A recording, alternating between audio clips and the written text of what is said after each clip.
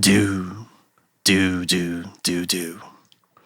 Do, do, do, do, do. That's right. For the very first time ever, I watched Close Encounters of the Third Kind.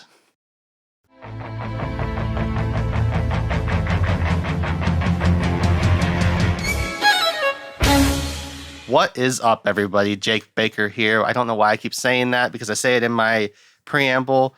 Welcome to Clear Tinted Classics, the show where I, your host, Jake Baker, watch classic movies for the very first time ever and give my nostalgia-free opinions on them. And as you heard or you saw when you clicked on the episode, today's episode is Close Encounters of the Third Kind, and it's a special episode.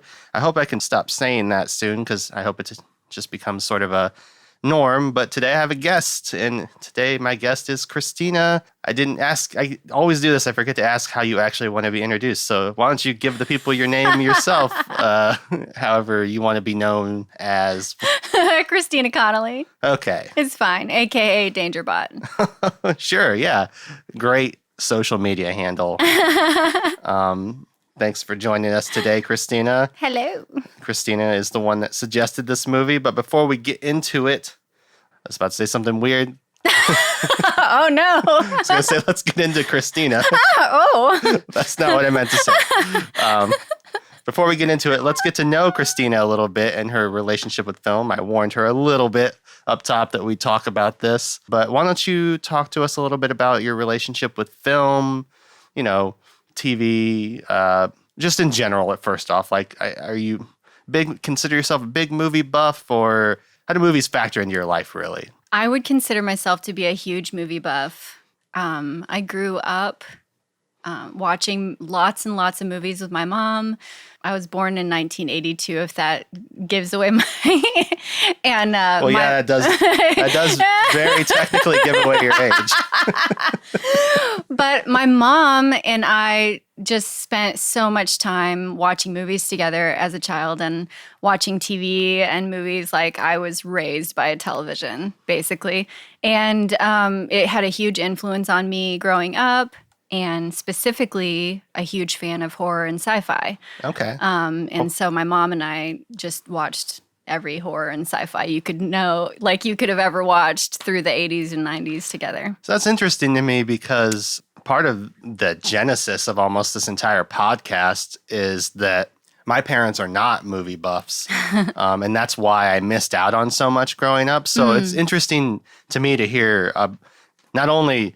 not to gender stereotype or anything, but not only was it your mother who was the one that was, but she's watching horror movies with you and stuff? Yes, forced me even.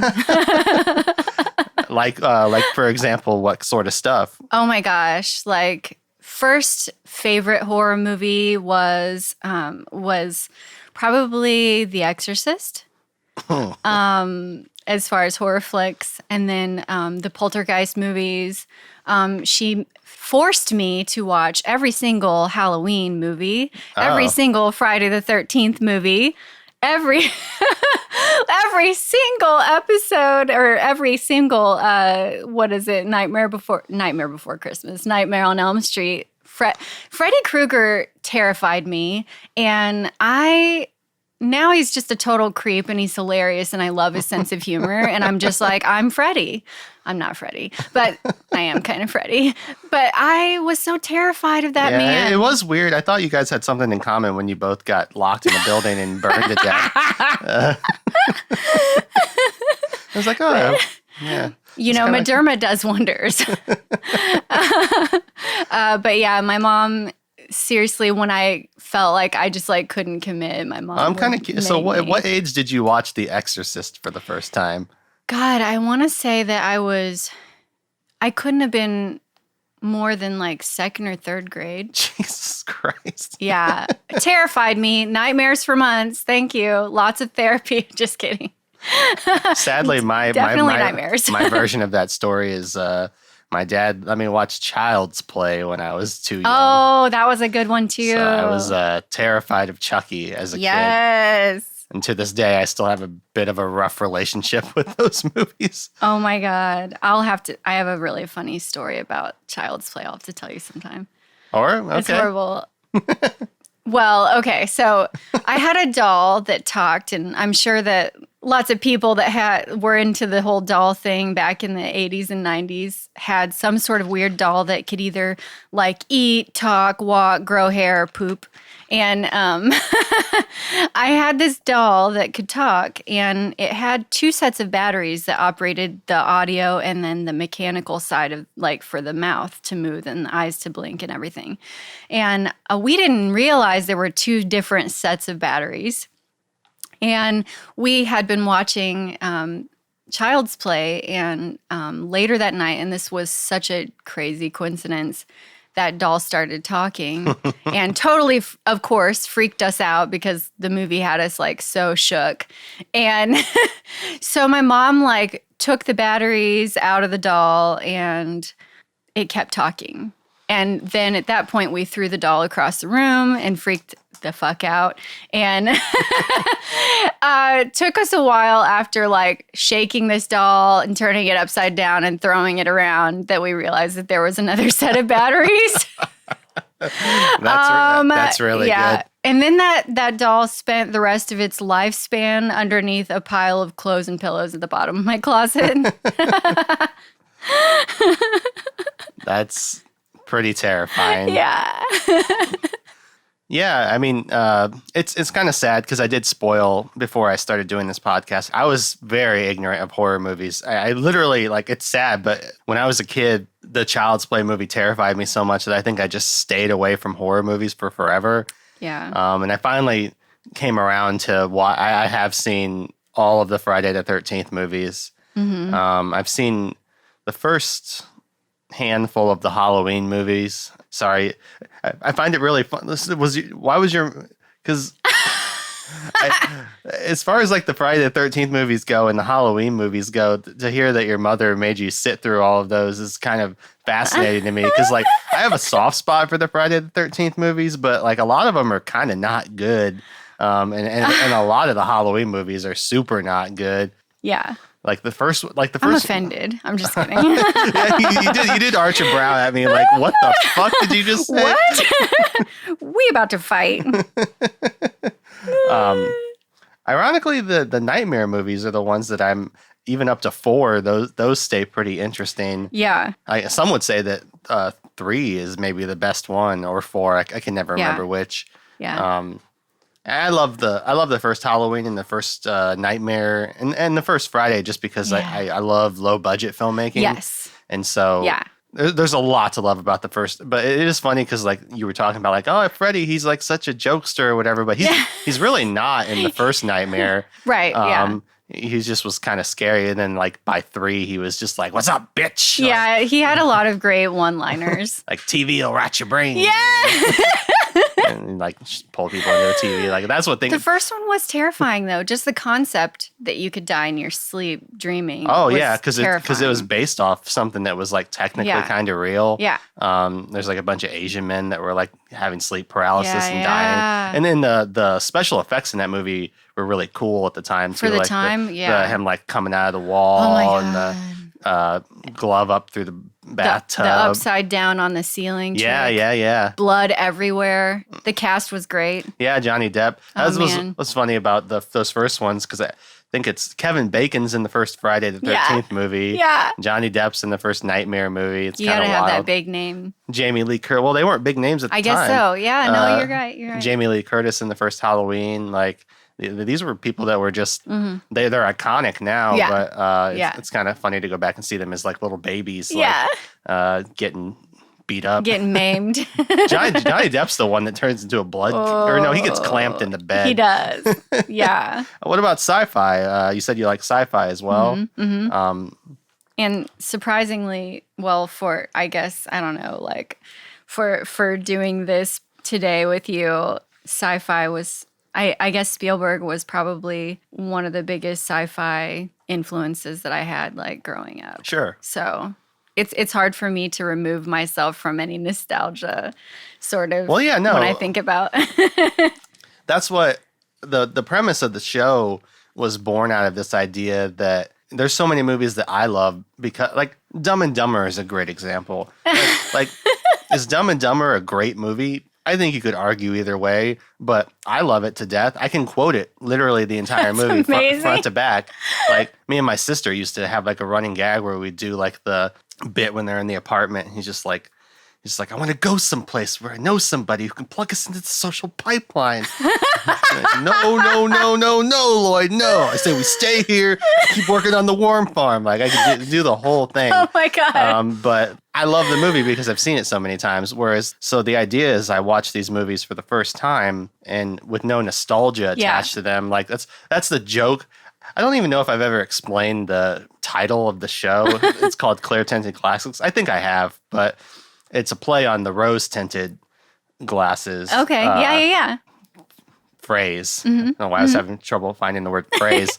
It's like rose tint. Like I even have joked that I was like, I'm going to do like a show called like Rose Tint Removed, where like I watch like shit like Space Jam and explain why it sucks. Oh my God. But that's neither. But yeah, so like Spielberg evokes childhood emotion in people, and I wasn't someone that I watched E.T. when I was a kid for sure. Yeah. I missed a lot of his movies growing up for sure. Like I didn't watch the Indiana Jones movie until last like 3 years or something like that. And I don't know if it has the same effect watching it now as it would have as a child then. Yeah, like I'd be interested to see how your impressions would be different watching it. E.T. would be a really big one, I think, because that's a very like child friendly movie. Yeah. Specifically like in that era. It's like, I don't know how E.T. holds up if you didn't grow up with it. Yeah. Whereas like Jaws, I can say, I watched it for the first time a few years ago. I didn't grow up watching it.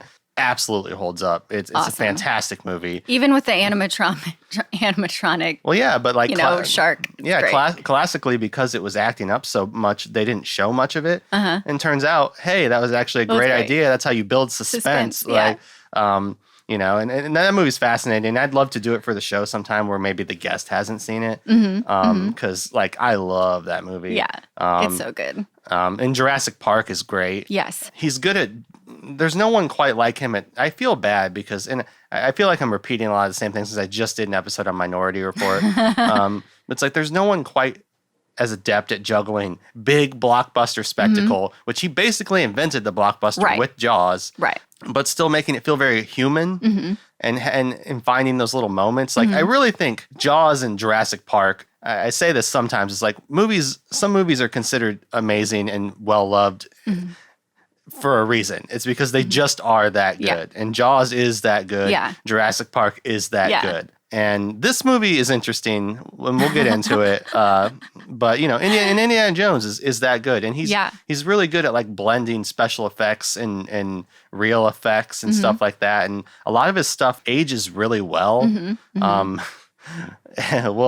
with some exceptions, and maybe we'll talk about that a little bit with this movie. Some of the designs were okay, but so as far as Spielberg goes, is there? You were talking before we started recording that you were like off the top of your head, you're like, I'm not 100% sure about what I've seen of Spielberg's. The ones I still haven't seen, Schindler's List, Saving Private Ryan, I've not seen. Both movies I'll do for the show eventually. Yeah. Like Spielberg. And then a unicorn chaser afterwards. Like for sure. What? Then you need a unicorn chaser afterwards because it'll just like wreck you emotionally. Those two movies, I'm sure, that as far as from what I've heard, are very rough and dark, especially Schindler's List. But I mean, So maybe you can watch like Beverly Hills Chihuahua afterwards or something. Yeah, that's my go-to comfort movie, Beverly Hills Chihuahua. Have you seen? I guess I've seen some of Catch Me If You Can, but I've not seen all of it. And I've only seen the first Jurassic Park, and I've only seen the first Indiana Jones. Really? Yeah, I haven't seen. We talked about it on the Minority Report episode because Taylor was talking about like. She's like, I love all the Jurassic Park movies, even 2, 3, and 4. Like, I'll defend them. I don't give a shit. And I was like, okay, I don't know. I've heard that. I don't know if I would say that. I've heard the sequels are rough, but I don't know for sure. The first one's my favorite. I've seen them all, but the first one I've literally watched more times than I can count. The rest of them maybe like a few times. And I did like the remake. I did like the first remake of. I know. Again, it was probably some of that nostalgia like going on, but I did not like the remake, and I've not seen. Oh. Did you get unplugged? The least bad thing happened. My headphones came unplugged. So that means nothing went wrong. My headphones just came unplugged. Yeah. So have you seen Jaws? Yes. Okay. I've seen Jaws many, many, many times. I almost went and saw it at the drive-in recently, but I ended up not going to see that one, and instead I saw Grease instead. Because we took a wrong turn and went to the wrong drive-in. So we're like, okay, we're already halfway there. So it was still good. But yeah, Jaws, one of my favorite like childhood movies. E.T. was like super favorite, probably set the stage for like what my expectations were as a child. And I feel like for me, growing up in that period, now anytime I watch it, I cry. And it doesn't matter how much time has passed. Like, I cry every single time. And I find something new about every scene that just, like, speaks to me in a different way as I get older, which is really interesting. Yeah, I'm curious about your relationship with E.T. because it seems like there's a pretty clear path here between Close Encounters, which is still a pretty adult movie. Yeah. But it's about aliens. And then, like 5 years later, he makes E.T. Which is definitely more cute and more feel good and and sad. It definitely pulls at your heartstrings. Yeah. So sad. Is there any other, like, sci-fi movies you want to hit before we get into Close Encounters? I think I'm good. Let's go for it. Okay.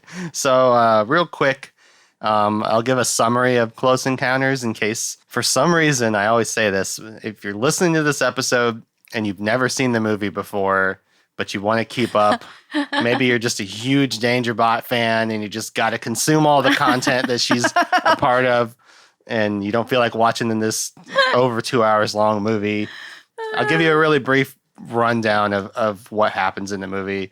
And I'll keep this pretty concise because this movie's not so much in the plot, it's more in the details. So the plot explanation is pretty simple. Basically, some crazy shit's happening. We don't know what's going on. People are seeing stuff in the sky. We meet Richard Dreyfuss playing a character named Roy Neary, I believe. He's like an electric line worker. He goes out to fix some electric lines one night. He encounters some aliens in the sky, sees them, becomes fascinated with them, becomes obsessed with finding them. Basically, like, goes a little crazy and then finds out that something's going down in Wyoming. He's got to get there. He ends up meeting up with this lady who also encountered the aliens the same night as him. They go to this place called Devil's Tower that they've been having visions of. They've been doing sculptures of it, painting in it. They can't get it out of their minds. It's got to mean something. Everything's connected. They climb up the mountain. They encounter this sci-fi facility where they've been, because in the meantime, the government figured out that the tones that they've been getting are coordinates. The aliens show up. There's literally a 30-minute sequence of the aliens and the scientists having a back and forth with music. They're trying to figure out how to communicate. The aliens finally land, show up, return all the people they've abducted for some reason, and the scientists send a bunch more people to go with the aliens, and that's the movie. Like I said, there's a lot more in the details and less so in like the plot. The plot is there's some aliens. They want to find the aliens. They talk to the aliens. They go with the aliens. Like that's the movie. Happily ever after. I'll talk a little bit about my preconceived notions. I think this part is particularly interesting because this is a movie that it's a Spielberg movie. It's like a movie from the 70s about aliens. Like, yet somehow maybe it's just a me thing, but I feel like this movie's not in the zeitgeist the way that most of Spielberg's movies are, or B, just like, I feel like I don't hear people talk about this movie a lot. And when I'm talking about my preconceived notions, I have almost nothing. I almost had, I realized when it got to the end, I had watched a clip of the piano playing it with the spaceship does the womp womp womp womp do do do do do. And I'm like, I guess I saw that once, like in a YouTube video. Other than that, There's nothing in Nothing. this movie that was like, oh yeah, it's not even like something that I feel like people parody. Like a Right. lot of times I like, oh yeah, I know the scene from The Godfather where he's like, you come to me on the day of my daughter's Right, wedding, right, right. because people have parodied it so many times. Yeah. Not this movie. Everything that happened in this movie, I was like, this is completely unfamiliar Yeah. to me. Like going in, I was like, this is a Spielberg movie. I know. I didn't realize how old it was. This is like It's this is the one of the movie he made right after Yeah. Jaws. Yeah. I knew it had something to do with aliens. Mm-hmm. And I knew that the music was kind of important, Mm-hmm. you know, and thankfully he teams up with John Williams again for this movie. John Williams is like, Great. I'm not the biggest soundtrack guy, but I mean, even, and like, I do think John Williams is maybe sometimes a little too bombastic for his own good, but he's undeniable. I didn't know anything else going to this movie. This is like maybe the blindest I've ever gone into a movie ever. Huh. I didn't even know, like, I normally don't Google anything before I look stuff up, but it was like impossible to not notice. I just was looking it up to see what like runtime was. And I was like, oh, Richard Dreyfuss is the star of this? Like, I didn't know that going in. And I'm like, I guess he must have Yeah. really liked working with him on Jaws or whatever. And was like, Yeah. I'm going to put you in the lead role. Yeah. And another thing that was really surprising to me is Francois Truffaut is like, billed as like second banana in this movie. Right. Director Francois Truffaut. What the fuck? I was like, what is this? And like, I'm not intimately familiar with the man. I've only seen the 400 Blows, which is like, I mean, that's the movie that everybody knows from him. Which I feel bad because I never did do an episode on that. Like, I should have probably recorded an episode on that, but it's like, so there's like French like new wave cinema is so fucking dense. It's like Yeah. I don't even know how to begin to tackle the 400 Yeah. Blows because it's so formative for so many people. But at the end of the day, it's like it was a really good movie, but I was like, I don't know what I would have to say about it. The same thing with 8.5. I watched recently, although that's Italian, I believe. Well, I might be wrong about that. I think it's an Italian movie, but 8.5. I didn't even give it a score on Letterboxd because I was like, I don't even know what to say about this movie. Like, this is like, I can tell it's a masterpiece, but it's so old and like so a part of its time that it's like kind of impenetrable. So yeah, that was, so, you know, I saw that they were part of the movie and I was like, this is fascinating. What a weird cast. I looked up some of the people, the two ladies that are kind of the main characters. I was like, what else have they been in? And like, I was looking at their roster, I was like, oh, they've been in a lot of stuff actually. Yeah. The guy with the beard that's the French translator, he's been in a million things. I can't think of his name off the top of my head, but he's unrecognizable with the beard. Yeah. Because normally you see him clean shaven with like little circle glasses and stuff, but he's been in a jillion things. And you know, I'll get to it when he shows up, but there was a couple people that showed up that I was like, oh shit, it's that guy. Carl Weathers, spoilers. Like Carl Weathers is in the movie for like 2 minutes. I was like, oh shit, it's Carl Weathers. But I was just excited to see him. But yeah, I knew fuck all going into this movie. By the way, you can cuss all you want on the podcast. I always say fuck, shit, cunt. Oh, no. Whatever. Get them all out. It's explicit. It's got the explicit rating on the little iTunes, whatever. People don't use iTunes anymore. But yeah, and I will say, I guess you're the one that recommended this movie. Well, you picked it off my list. And I think we went in thinking you had seen it, but you're saying you're not 100% sure that that's the case anymore. You know, so now like that... I'd be curious to, I guess, I'd be curious to where you landed by the end of the movie, and I'd be curious to know what you thought you knew going into the movie. Yeah. Rarely does a guest get to also do their preconceived notions. Like what did you go in like knowing, and what was this, like, you don't have to get in what was a surprise, but like going in, you're like, oh yeah, this is Richard Dreyfuss. I love him in this movie, or right. What? So so looking back on our previous conversation about what to pick first, I think maybe I had seen so many things that you had suggested so many times, and this was one humble brag. Humble brag.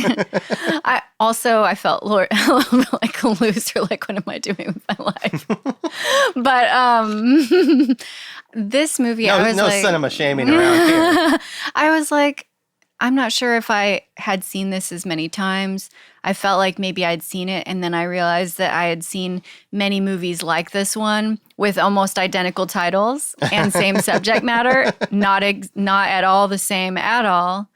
And I want to say that I probably seen it when I was little, but I really remembered nothing about it at all, which is really says something about it, I think. I think this is the movie. I think It didn't make an impression on me when I was a kid. That's huge. I can't imagine children. Well, that's what's weird about this movie, because I think a lot of it is about recapturing the wonder that you feel as a child. Yeah.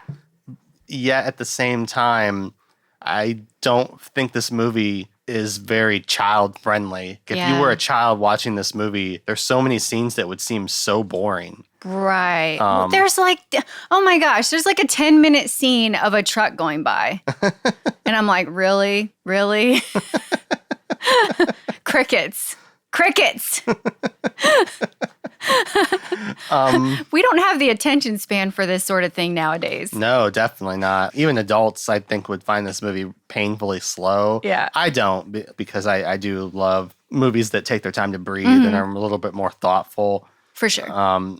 But yeah, I really last night I just was before I went to I was telling Christina before we started recording, I'm like, I've had like maybe, because I watched it right before bed last night and I've not been awake very long today, I've had like maybe 4 hours to think about this movie. And the more I think about it, all it's doing is telling me, damn, I wish I had more time to think about this movie, because I'm like, there is actually a lot going on. So this is going to be a real curveball of an episode where it's really like, I'm probably going to miss a lot of stuff that seems really obvious to people that have seen the movie a few times, or that they maybe grew up with the movie or regard it really well. I'm starting to realize that there is so much going on.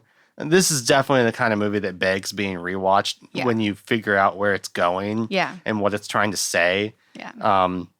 But all I can do is give you my impressions of the first time I watched it, which was like, I don't know, less than 12 hours ago. Yeah. So sorry, fans of. But the thing is, I'm like, I don't even know. There's a lot of diehards for this movie, because I feel like nobody talks about it. I feel it's like it's Spielberg made Jaws, and then like I don't know. Look at the roster of movies that people have parodied, and like just so many influences on cinema, like Poltergeist, Gremlins, Jurassic Park, all the Indiana Jones. Like, look at these movies that he's made that have just like totally influenced so many other movies after it. And I've never heard anyone talk about this movie, but I know that it's had some influence. Now watching it again, I know the music and some of the stills, some of the special effects definitely set the stage for like other movies that came after it, for sure. But it's just the irony of this movie is this movie came out the same year Star Wars did. Right. Like it's a really like, I feel like it maybe got lost in the shuffle. And it feels totally different from Star Wars. Yeah. It feels so it's weird how it's like somewhat playing in the same wheelhouse, but it's just such dramatically different takes on, like, I'm not gonna say space, but it's like, yeah, let's get into it. Let's like I told you, I kind of like to go through the movie like beat by beat. So this movie opens with a really wild sequence where wind and dust everywhere for some reason. I thought maybe something supernatural was going on, but I guess it's just a dust storm. I guess it was just a dust storm. I don't know. Like we meet. I can't even remember his name already. The French interpreter. It's like Laughlin or something like that. He's like lock in, and he's like it's Laughlin or whatever. And then Francois Truffaut shows up. It's little things like this. Like I watched a really brief video on my way to record this, and they were talking about how thematically all these characters not being able to speak the same language is 100% thematically tied into the communication issues that are in this movie. And I was just like, it's little things like that I haven't had enough time to like meditate on and be like, oh yeah, this is actually like really brilliant how there's all this crosstalk. And so it's like, oh, these guys speak Spanish, this guy speaks English, and then a French guy shows up, and he's like translating from French to English to talk to the English to Spanish guy, so the English to Spanish guy can talk to the Spanish guy. And there's like all this shit going on. It's like very complicated. It's chaotic. And they introduce something that does not come back till the very end of the movie. there's these planes that have been abandoned, since like World War II or whatever. And the interpreter guy's like, what the fuck's up with these planes? And like someone just kind of like looks at him like, meh. And it's just like, I know. I was like, what the fuck's up with these planes? Like, what's going on with these planes? And like, I had basically forgotten about them by the end of the movie. Yeah. It's like, they don't come back at all. Like, and I was like, I didn't know. But we're well, and there was he was like, they look new or something like that. And then, like they had, but they weren't new. And then where's the pilot? And then I'm like, what is up with this plane? So I guess it must be implying that the aliens abducted the whole plane. Yeah. And they just recently returned the plane. And it looked the same as it did the day it left. So that makes sense now that we're talking about it. Yeah. But it seemed really random in the beginning, like especially because you never talk about it again or see it again. And then with all the different languages happening too, and the chaos of the dust storm and everything happening so quickly, it just sort of gets lost. But it's interesting. As a director, I do have to like really applaud Spielberg, because what a very complicated scene to direct. Oh my God. And like stitch together. And like I love people who, instead of just having it be, oh, they walk in, you've already got enough going on with the cross-language talk. Yeah. To throw this fucking dust storm on top of everything else is such a crazy choice. Yeah. But it's like memorable. Yeah. But I feel like I've never seen people talk about it. It's certainly a scene that wasn't like, I watched it and was like, oh, I feel like I've seen this before. It's like, no, it's a really interesting way to open the movie. And then the scene after that is these dudes are at this like radar base, which I noted that it was like Indianapolis. Yeah. I was like, oh, yeah, Indiana. Yeah. I guess I don't say it too often, but I'm from Indiana. So just, and there's a couple Indiana shout outs in this movie. Muncie. Yeah. Like the on the farm kind of. What's her face and her child, Barry. What is her name? Vivian, Veronica. It's like. In the movie, what is her name? Yeah. What the hell is her name? It's Jillian. It's Jillian. Yeah. It is Jillian. Yeah. Okay. I have it written down here. Remember. Jillian and Roy kiss. I also watched this very tired.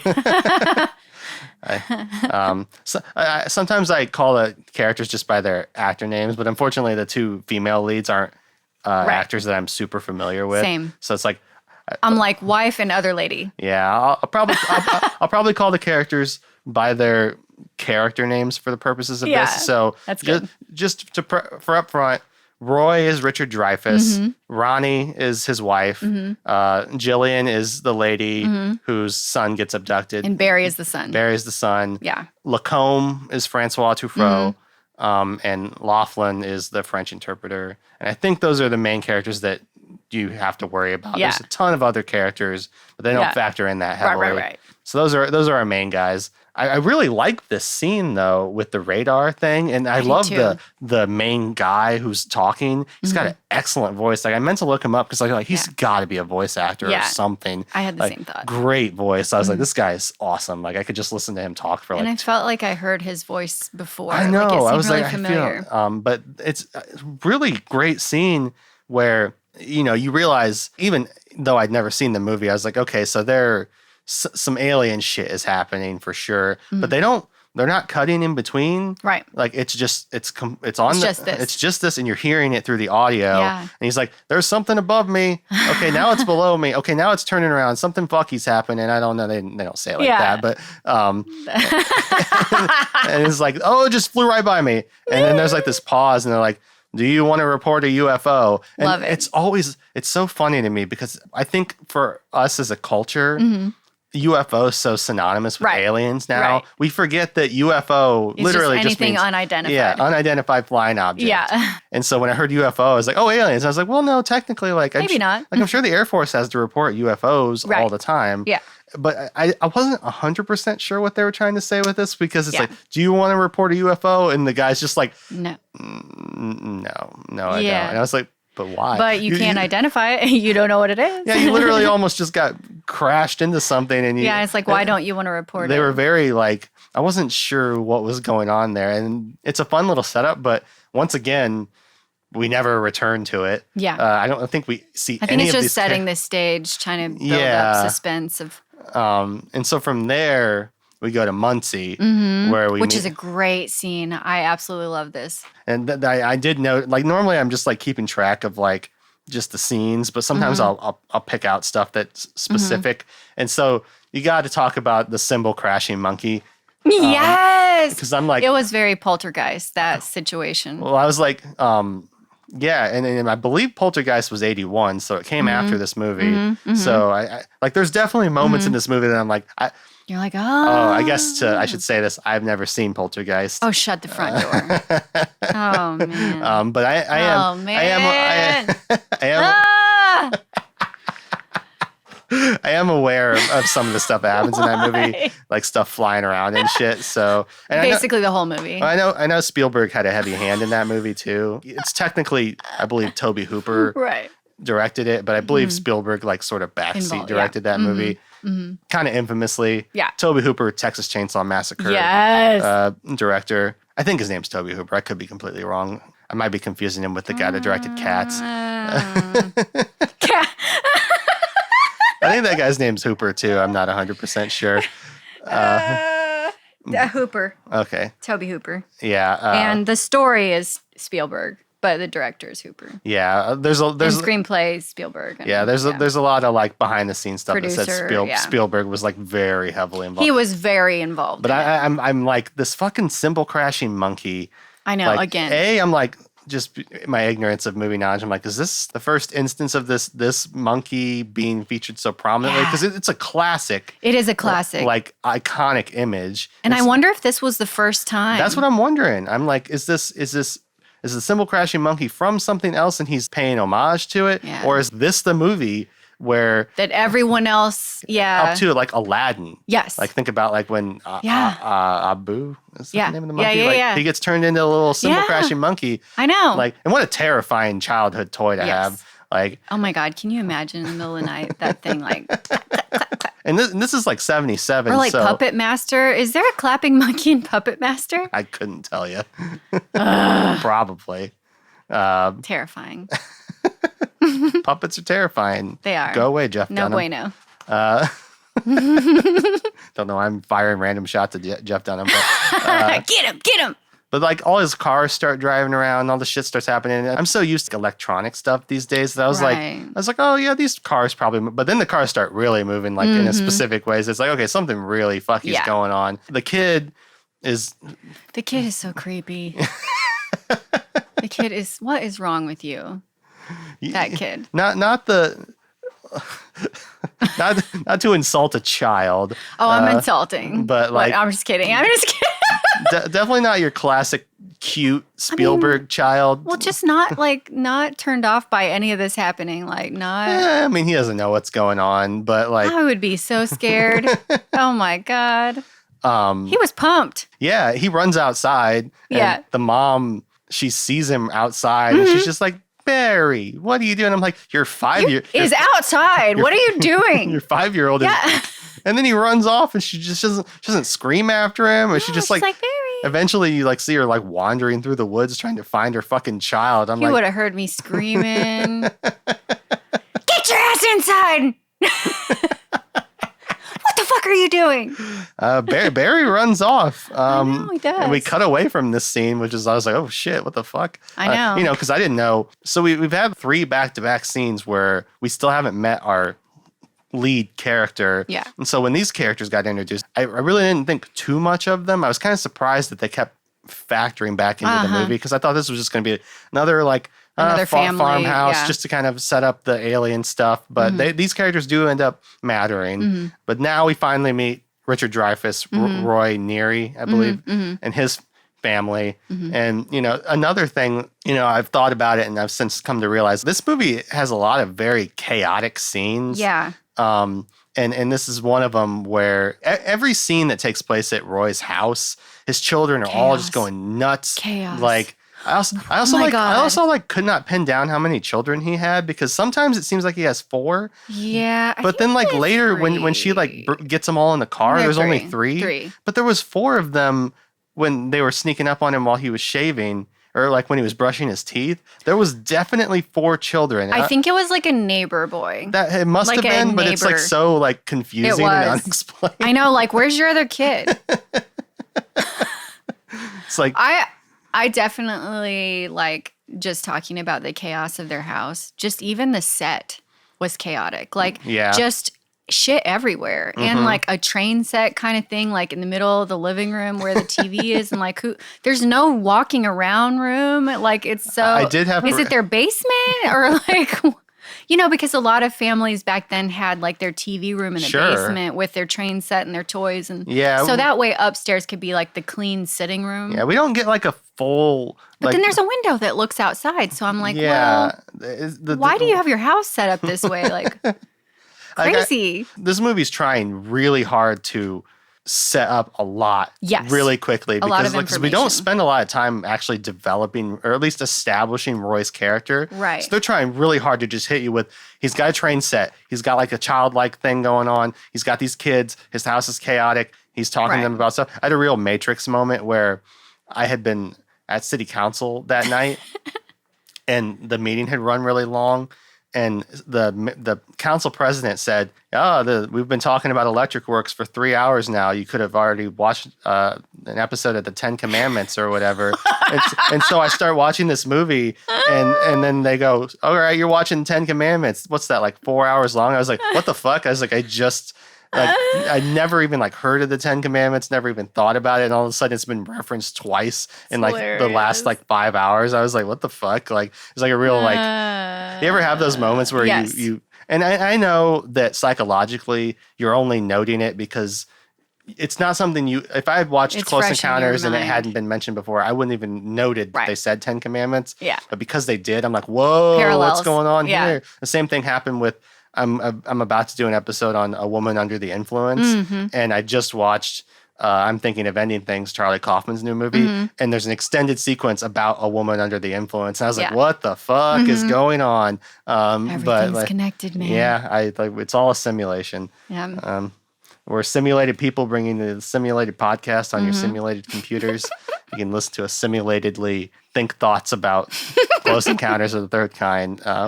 But, we meet him. His house is chaotic. Basically, they don't fully explain this, but he's like some sort of electrician line worker guy. Yeah.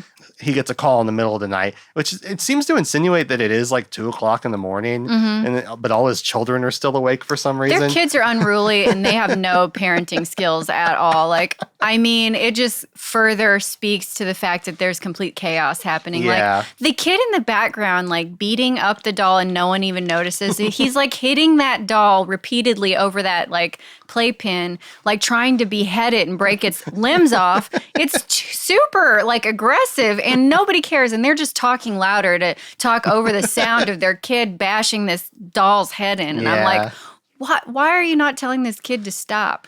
And it's funny because at first blush, it almost comes off as like slightly annoying. But, in retrospect, I'm like realizing, we are establishing how chaotic his home life is and how crazy it is. And, they're doing a lot. They're like, I don't know if it's this scene, but people have made a lot about like him referencing Pinocchio for some reason. I don't know if it's in this scene or in a later scene. They're really, and to the movies, I think this is a movie where if you grew up watching it or if you've watched it a few times, this stuff hits a lot harder. But as a first time watch, I think it's knowing where it goes now. It's a little too fast. It's a little too like, here's everything you need to know about the guy. And now let's get into the story thing. Right. Like I'd like a little bit more of like a learning about his character, but it's tough. Like I said, this like, movie, why is he so special? Why was it him that got chose to be on this path? Yeah. And it's also just like the movie's trying to, with his actions, the choices that he makes throughout the movie really reveal facets of his character. But I still, and maybe this is just, again, because I've only watched it one time, I feel like I didn't really know who this guy was. Yeah. And now I'm watching him make these choices, and I think I'm supposed to be like, whoa, that was dramatic or whatever. But I'm like, I don't really know who this guy is. He could be a fucking psycho for all I know. He's had 3 kids already. I don't know. His wife hates him. I don't think she hates him. At one point, I think she says, "I hate you." Well, eventually. I was like, damn. She gets. You just saying it. She gets there. For now, She probably started out not hating him. right now, they seem like they have an okay relationship. Yeah. He gets called out to middle of the night. There's like a really brief scene at the factory. Like, again, like utter chaos. Like, Spielberg's just really showing off like how you can have like so many moving parts in a scene, but still like juggle it efficiently. But there is a tiny bit of a good character moment where Roy doesn't seem to be very high up on the ladder, and so because they're so strapped, though, this guy, he's like, "Oh yeah, I used like a whatever out there," and the guy's like, "You're in charge of that thing," and Roy's kind of like, "What?" Like one of his coworkers is like, "Why fuck that? He's nobody," and Roy's like, "I don't know about this," so we're kind of getting a little bit of like low man on the totem pole, like not special, classic hitting the everyman blue collar guy. Get a lot of fun stuff. He goes out in his truck, and it's 1977, so we don't have GPS on our phones, right? So he's just got that's such a good scene. It made me feel so happy when I saw him with all the maps, trying to figure out all the maps while he's driving. I'm like, you're gonna run off the road. And I remember, oh my God, like it just took me back to like driving around New York for the first time, like without a GPS and like trying to figure out how to get anywhere. And thankfully, New York at least like has a grid system. Yeah, it's pretty easy. Yeah. But like if you're just out in the middle, you could have like an atlas and a little book. If you're out in the middle of nowhere and you're not 100% sure what road you're even on, you just have these maps. Like, oh my God. It's funny too, because like it seems like all the electricity goes out. And he's just sitting in the middle of the road. There's this really brief exchange where these guys are behind him. And they finally just give up and start to go around him. Like, you're sitting in the middle of the road, jackass. And he's like, he calls like the guy a turkey. It's like, a turkey, you turkey. I was like, yes, I love when people call people turkeys. Good job, turkey. Yeah. Oh, I love it. It's such a clean insult. Well, if you watch Semi-Pro, it's apparently the most grave insult you could say to somebody. Turkey. What'd you say? Called you a cocksucker. Nobody's calling anybody a JT, okay? Random Semi-Pro drop, don't know. Maybe the only person in the world to connect Semi-Pro and Close Encounters of the Third Kind, but that's what we do. Now it's done. But, he, really great moment. I will say, almost like a blink and you miss it. You talked a little bit about sometimes you can get a little distracted while you're watching movies and stuff. This is very subtle at first. He's sitting in the road. Another set of lights comes up behind him. You think it's another car. And he's just like, go around, or whatever. And then the lights start to levitate behind him. And I was like, holy shit. And like, that was a real, you could miss that. Yeah, that was like, having never seen it before. I was like, whoa, okay. We're meeting the aliens already. Rewind. I almost did. Like, I was just like, but thankfully I was like, glued to my phone. Yeah, I watched it on my phone. There's like a really, fun. This is like so inside baseball, but I'm part of a Reddit group, and they love quoting. There's a famous interview with David Lynch where he's just like, "You're gonna watch a movie on your fucking phone? Come on, get real." This is like every time I think about watching a movie on a phone, I just think David Lynch like chastising me. Yeah, but it's like it's all I got. I got no internet. Gotta do what you gotta do. It's free. It was free on Amazon Prime. Don't worry, I watched the 4K version on my phone. Which I love that it ended up being free on Amazon Prime. After I looked for it and had to buy it on Amazon, and then it was free. They heard me. They knew. They were like, "Oh, I noticed that Christina was looking for this movie. I guess we better make it available." I noticed there's a director's cut. I didn't look up, I watched whatever the original cut was. I think me too, yeah. I couldn't even begin to tell you what the differences are between them. So I guess FYI, I watched the theatrical version. I didn't watch the director's cut. A lot of times I do like to watch the director's cut because I tend to defer to the director's vision. Yeah. It's not 100% of the time that the director's cut is better. Right. And there's all sorts of bullshit sometimes where Blade Runner is a great example where the director's cut of Blade Runner isn't even really the director's cut of Blade Runner. It's just called the director's cut. Ridley Scott had like fuck all to do with the director's cut. And like The Handmaiden is another example where there's a director's cut of it, but the director prefers the original version of it. The director's cut just has like more shit in it, but he feels like it messes with the flow of the movie. So, you know, not always.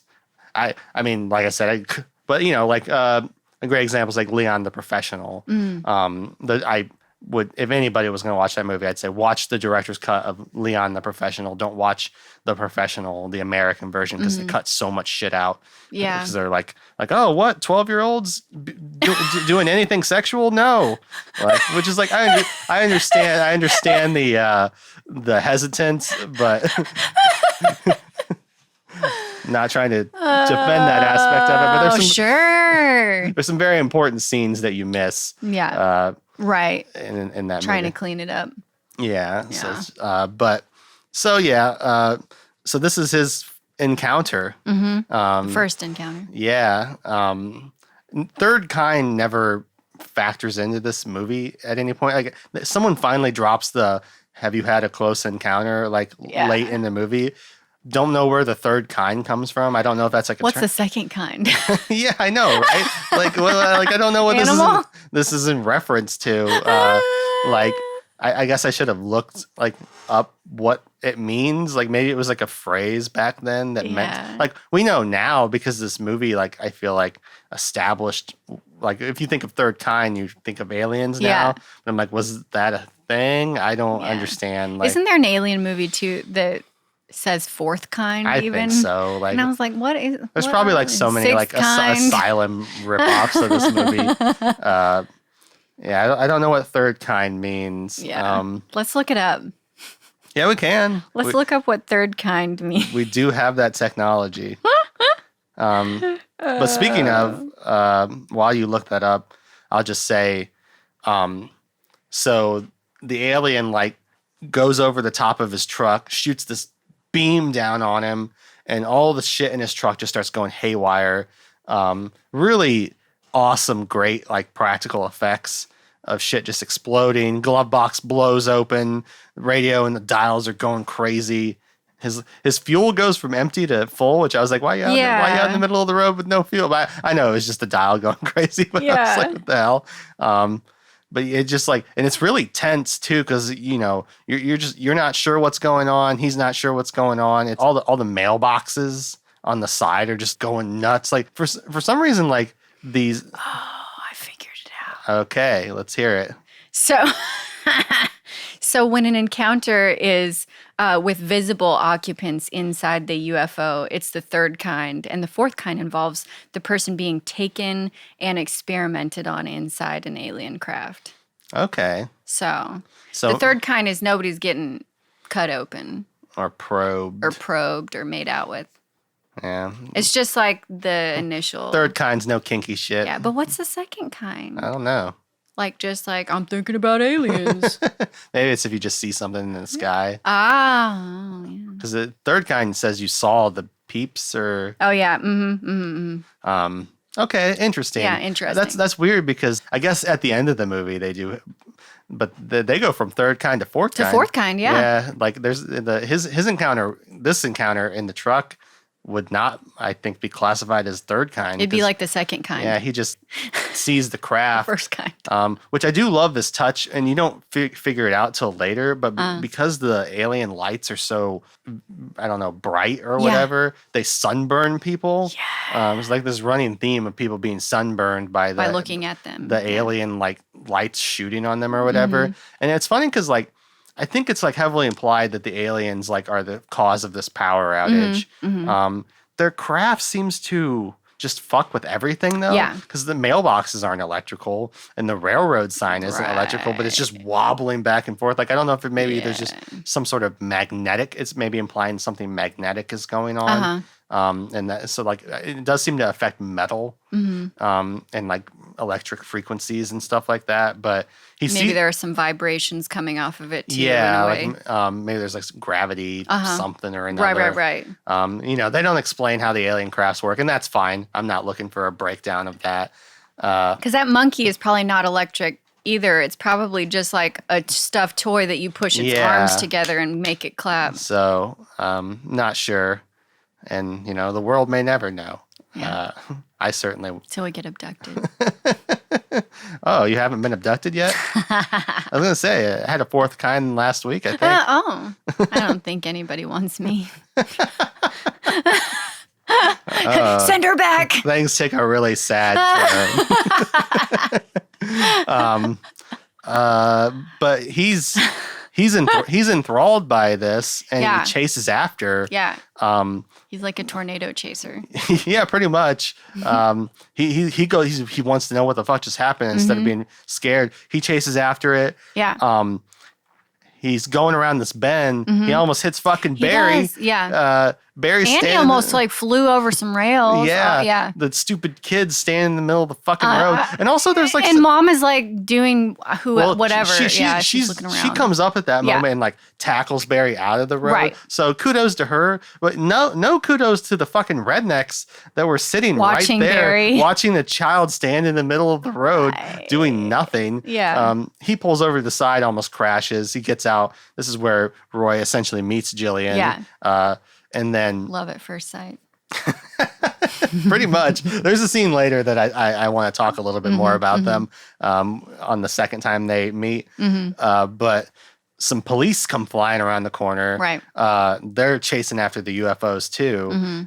Roy jumps back in his truck, follows after him. There's a fun little bit where they go through these gates and the guy's like, you gotta pay 25 cents to go to a room. Spielberg's really good at throwing in little silly moments. They don't feel like they're too jarring. It feels very real. The guy's just sleeping at the gate, right? And then all of a sudden all his gates fly up and he's just like, what the fuck? And then the police go through and I can tell they frame it really well in terms of he's clearly yelling at Roy's truck and not the cops.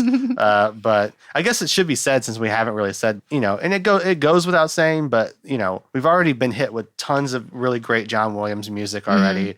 Just makes everything just feel infinitely more epic. Oh, yeah. The music. Everything he does. Amazing. And also, the cinematography in this movie is great. Gorgeous. There's a couple real standout shots, but we've already seen alien crafts. The framing's just really good. It's just, and it's I say this all the time on the show, but 70s fucking cinema. I love the way it looks. Colors. I love the way film looks. The skies in this movie look so crazy. That's the first opening shot, Muncie, Indiana. Yeah. The field and then the night sky with the stars. It's just perfect. It's so perfect. I the sky is so crazy that I'm kind of interested in is the sky did it just look like this? Or because you can tell they've done some compositing at some point. So I'm wondering if the sky was added in later, or if they just were wow, we're in the middle of nowhere and you can really see the stars tonight. Right. The skies look almost unreal. Yeah. I've never seen stars that thick before. Yeah. Damn, that's a thick ass star. I mean, how many stars there are? They're not thick boys. But yeah, and so there's a funny for some reason the UFOs are sticking to the road for the most part, but then right when one of the cops goes, they're sticking to the road, or maybe the redneck guy says it. Yeah. They go off the side, and one of the cops just fucking goes through the rails, flies off a cliff. Yeah. And I thought this was horrible because Roy and the other cops slide to a stop and they watch the aliens go off into the distance and the electricity gets restored. They don't seem to give a shit about the cop that flew off the side of the cliff, I know, presumably dead. Right. Credit to the movie, the car didn't blow up. Yeah. Because that's a classic movie trope where cars just explode, which is very unrealistic. But those guys are dead though, right? Yeah. And I feel not having an explosion just further helped it to just disappear off into the background. Nobody cares. That's done. Yeah. I didn't know what was going on with that. But we don't even cut to the next day. Roy goes home. It's 4:00 in the morning. He wakes his wife up. He's losing his mind, basically. She's pissed. Your boss is called. They said you just never showed back up to work or whatever. And he's just who gives a shit? Get the kids. We're going out. Just very weird back and forth where he's too absorbed in what's just happened to stop and like explain things to her. Right. And like Yeah. he gets the kids up. They all like go back out to where he saw it. But, you know, it's gone now. They don't see anything. She sees that he's been sunburned on half his face, which for me, that's the part where I'm like, as the wife, you have to be like, but how did that happen though? Right. Like, she was kind of in denial about. He's telling like this crazy story, and I understand. Like, it's like, that's weird. You've lost your mind. Oh no, my husband snapped. But it's like, how do you explain the sunburn though? It's the middle of the night. And she's just like is ignoring, just like you're right. She's in full denial. Yeah. But I think there's a really good scene here where he's looking up at the sky. Yeah. She's like trying to kind of connect with him. She's like, remember when we would come out here and look at each other? Mm-hmm. And I was like, oh, that's kind of sweet or whatever. Because I didn't really know where this movie was going. She wanted to have a little romance. Yeah. And she starts kissing him. And then he does start to kiss her back and like pay attention to her, but they frame it so well. Yeah. They turn and we're close on his eyes. And he's looking and then he looks up and I was like, fuck. Like, I was like, yep, he's in like, it, enthralled. Very great visual representation of like where this character's going, what his mindset's going to be like for the rest of the movie. Like, and again, even on first watch, I was like, shit. Mm-hmm. Like, okay. Mm-hmm. So the next day, he gets a phone call.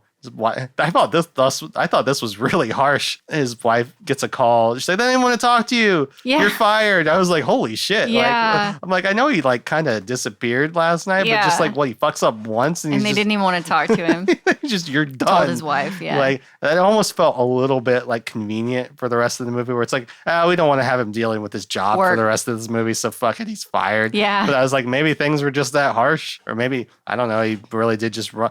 The power got restored. Yeah. It's not like, I don't know. It felt a little rough. Like, I felt bad for him. But he like, couldn't give a shit. There's, like, a throwaway line. He didn't care, yeah. Oh, and speaking of, like, chaos, like, the house is just, the kids are fighting. Oh, my They're God. running around. They sneak up on him, like, while he's brushing his teeth and, like, snap That his was kind picture. of a funny moment. That was kind of funny. And again, this is where the fourth kid, like, appears out of nowhere. The neighbor boy. I don't know who this is. Yeah. He's got shaving cream. Mm-hmm. And this doesn't make any sense until later, but he like makes a mound. Yes. And he you don't know what he's doing. What doing. does this look like? And you don't know what it's in reference to, but kudos to having shot stuff before. Kudos to them, because there's all these shots of him walking around the house, following his wife. He's got shaving cream in his fucking hands the whole time. Yeah. So that means every single time they were setting up a shot, they probably had to spray more shaving cream in his fucking hands. And it's all just for a slight payoff at the end where she like smashes his hand into his face or whatever. And speaking of, he's got a sunburn on half his face for like a big chunk of the movie too. So that means they had to do that before like every scene, like, put your fucking sunburn on or whatever. And she's going on and like, I'm not getting another job. You're going to have to get another job. I'm not working, blah, blah, blah. We're going to have to get the other side of your face tanned or whatever. And he lays down, sees the pillow. The pillow reminds him of the shape, which at first blush, I didn't even know what he was doing with the shaving cream. He's like, what does this look like? And I was like, what the fuck are you talking about? Because the shape thing doesn't make any sense until later. Right. But a bunch of people... There's a lot of hype about this UFO. And so he goes back out that night and to see if the UFOs are going to show up again. And he meets up with Jillian again and her child. And there's a really like, they're really laying the seeds in this scene because he's like very excited to see her. Yeah. She's immediately very flirty. Yeah. And like the capstone moment for me of this interaction was like, she's like, oh, your face. He's like, she's like, I got it bad too. And she like basically like opens her shirt. And she's like, see, like she basically like flashes her boobs at him. And I was just like, whoa, lady, this guy's married. Yeah. Which you don't know. I mean, she may not even realize because they don't really know each other. I'm not blaming her. She met a cool stranger on the road, almost ran her son down. She's like, hey, I don't care about my son that much either. We got a lot in common. Well, that's the whole thing, right? I mean, this experience has bonded them. Yes. And I think as the movie goes along, it makes more sense. But at this point in the movie, I was just thinking he's a married man. This lady's hitting on him pretty hard. He's not rebuffing her. Basically, he's like talking to her son. She's like, oh, he's good with kids. The the son's making a dirt mound, and he kind of goes about. Yeah. He's like, "Oh, I've been seeing this shape," Mm-hmm. and you can tell she's been seeing the shape Yeah. too. The son's making the mound. He's seeing the Uh-huh. shape, and then I saw this coming even for my first watch, but I was like, "There's no way the aliens show up again." They start seeing lights in the distance, like Right. the aliens are coming back. I was like, "That's definitely not the aliens." And Yeah. then it turns out helicopters just Yeah. trashing everything with the wind. Just this Yeah. lady, this poor lady that was playing All cards, the just, little old people. just blown I know. away. And they were just ready to like chill with the aliens. And, And the redneck guys back out there. He basically just like, stop. We're peace. Or, I can't remember what his sign says. It's just basically like, hey, you should hang out with us. Yeah, it was like, what did it say? It was like, be friendly or something like be that. Be friendly, stop and talk or something. Yeah. But the helicopters come, Roy is like, shit, but it just immediately cuts away from this. Mhm. And now we're with Laughlin and Lacombe, Mhm. and they're in India. Mhm. And again, this super huge chaotic scene. Yeah. There's all these people fucking running around Mhm. and they're chanting this thing over and over and over again. Everyone's yelling over each other. Again, multiple languages. There's Hindi, French, Yeah. English all going on. Where'd the sounds come from? And there's really like it all leads up to this really great. They're on top of this hill, and the guy says to everybody, "Where did the sounds come from?" And the way the shot is framed is so cool Gorgeous, yeah. because it's over the top of the crowd. And when he asked that, they all thrust their hands Yeah. into the sky, into the frame. So good, Yeah. like that was Yeah. really great. Mhm. And so we're unraveling this mystery. There's these sounds now, and I believe from there, yeah. So. But yeah, like the Hindi stuff was really interesting. We I think at this point we're establishing that these guys are just traveling around the world, Right. like trying to investigate these instances of these Yeah. UFO sightings. And we cut to a presentation where Lacombe is talking to this crowd and explaining, "Oh, we figured out these 5 tones," and he drops a little sign language stuff here. Yeah. It's very Yeah. brief, but I don't know. Like at this point, I was like, okay, so alien stuff's happening. This is all like happens really fast because then they're trying to figure out what these numbers mean. Right. And the guy's like, it's coordinates. And so Yeah. like I didn't know how well you were keeping up with Yeah. everything going on at this point. Like Just a lot of information. going Yeah. on. Yeah. it was a really funny moment that I felt was very Spielberg-esque, them getting the globe. Yeah. They're like, we need to find the coordinates. Does anyone have a globe? There's one in the conference room. And they're I like, just so happen to have one right yeah, here. and he's like, let's bust it up the stand. Guys, careful, it's $2,500 globe. And I was like, kick it, let's get it loose. Like, this is like fun little touches Yeah. where it's like they're just making it more entertaining than it Yeah. needed to be. Someone could have just had a globe, Right. But they make a whole meal out of it for Right, some yeah. reason. Like, not necessary, but Yeah. I thought it was fun. It is kind of funny to think like again, like because of the technology, like they had to like fucking go physically find a this globe. globe. But they figure out that something's going on in Wyoming. The most boringest state in the world. Yeah. In It's the kind of world. like this whole thing, like with the dudes like traveling all over the place, like following this stuff, and then like the globe, and then tracking down Wyoming. It kind of reminds me of like the wise men or something like that, like Oh. tracking down Jesus. Oh, there's definitely. I think that's a really good point. There's a lot of biblical interpretation, like the Ten Commandments reference. And at the end of the movie, Roy straight up does a Christ pose Yeah. as he's being taken away. There's Yeah. absolutely a ton of biblical Yeah. shit going on. With aliens, too, you can't help but think religion at some yeah. point. And, Yeah. the Hindi people, they're all monks. And they're chanting. They clearly, I think they think it's been some sort of religious Right. experience. Right. Yeah, Yeah. very, very good point to make sure to mention that because, the wise men thing, that's a good connection. Well, and even the different languages, it speaks to like the Tower of Babel. Oh, absolutely. Yeah. I watched a video that was very much like Tower of Babel. Yeah. This movie is essentially like a reverse Tower of Yeah. Babel, Yeah. where it's like we've all been divided by our different languages, but we find a way to communicate by using Yeah. music and sign language and stuff like that. Universal language. Uh-huh, Yeah. absolutely. The Devil's Tower is like essentially serving as our Tower of Right. Babel, Yeah. where we're connecting with the heavens or whatever. The thing with this movie, and I think this is a decent point to talk about this is another reason why I wish I had more time to meditate on it. It's really easy because of the blockbuster nature of it to get swept up in the literal of this movie. But there's so many interpretations that you could have with this movie. A lot of people have talked about how this is maybe one of Spielberg's most personal movies because they see Roy as this guy who isn't able to juggle his family life with this obsession that he gets. And a lot of people see the obsession of Spielberg as a filmmaker versus Roy becoming obsessed with these aliens. Like when you break it down, it almost seems a little on the nose, which is what it gives me pause where I'm like, is this movie like really brilliant or is this movie actually like really obvious? And it's easy to get swept along in the spectacle. I don't know. It's hard for me to say. I think that's what's so tough about metaphor. Because like metaphor is so beautiful and brilliant until you like explain it, and you're like, oh, the glasses mean that you can't see clearly, and it's like, oh, okay, the broken glasses mean that.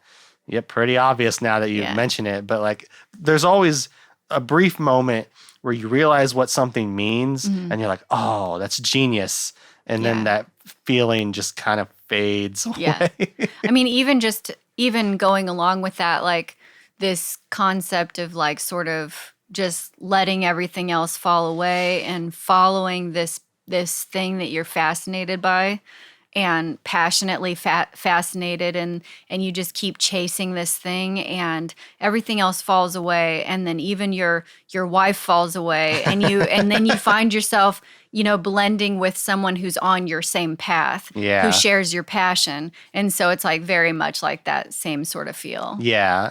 And we'll touch on it. There's a scene later where it really starts to kind of crystallize in terms of him kind of making choices and stuff. But there's definitely a lot of choices. Yeah. A decision at some point where he's like, fuck it.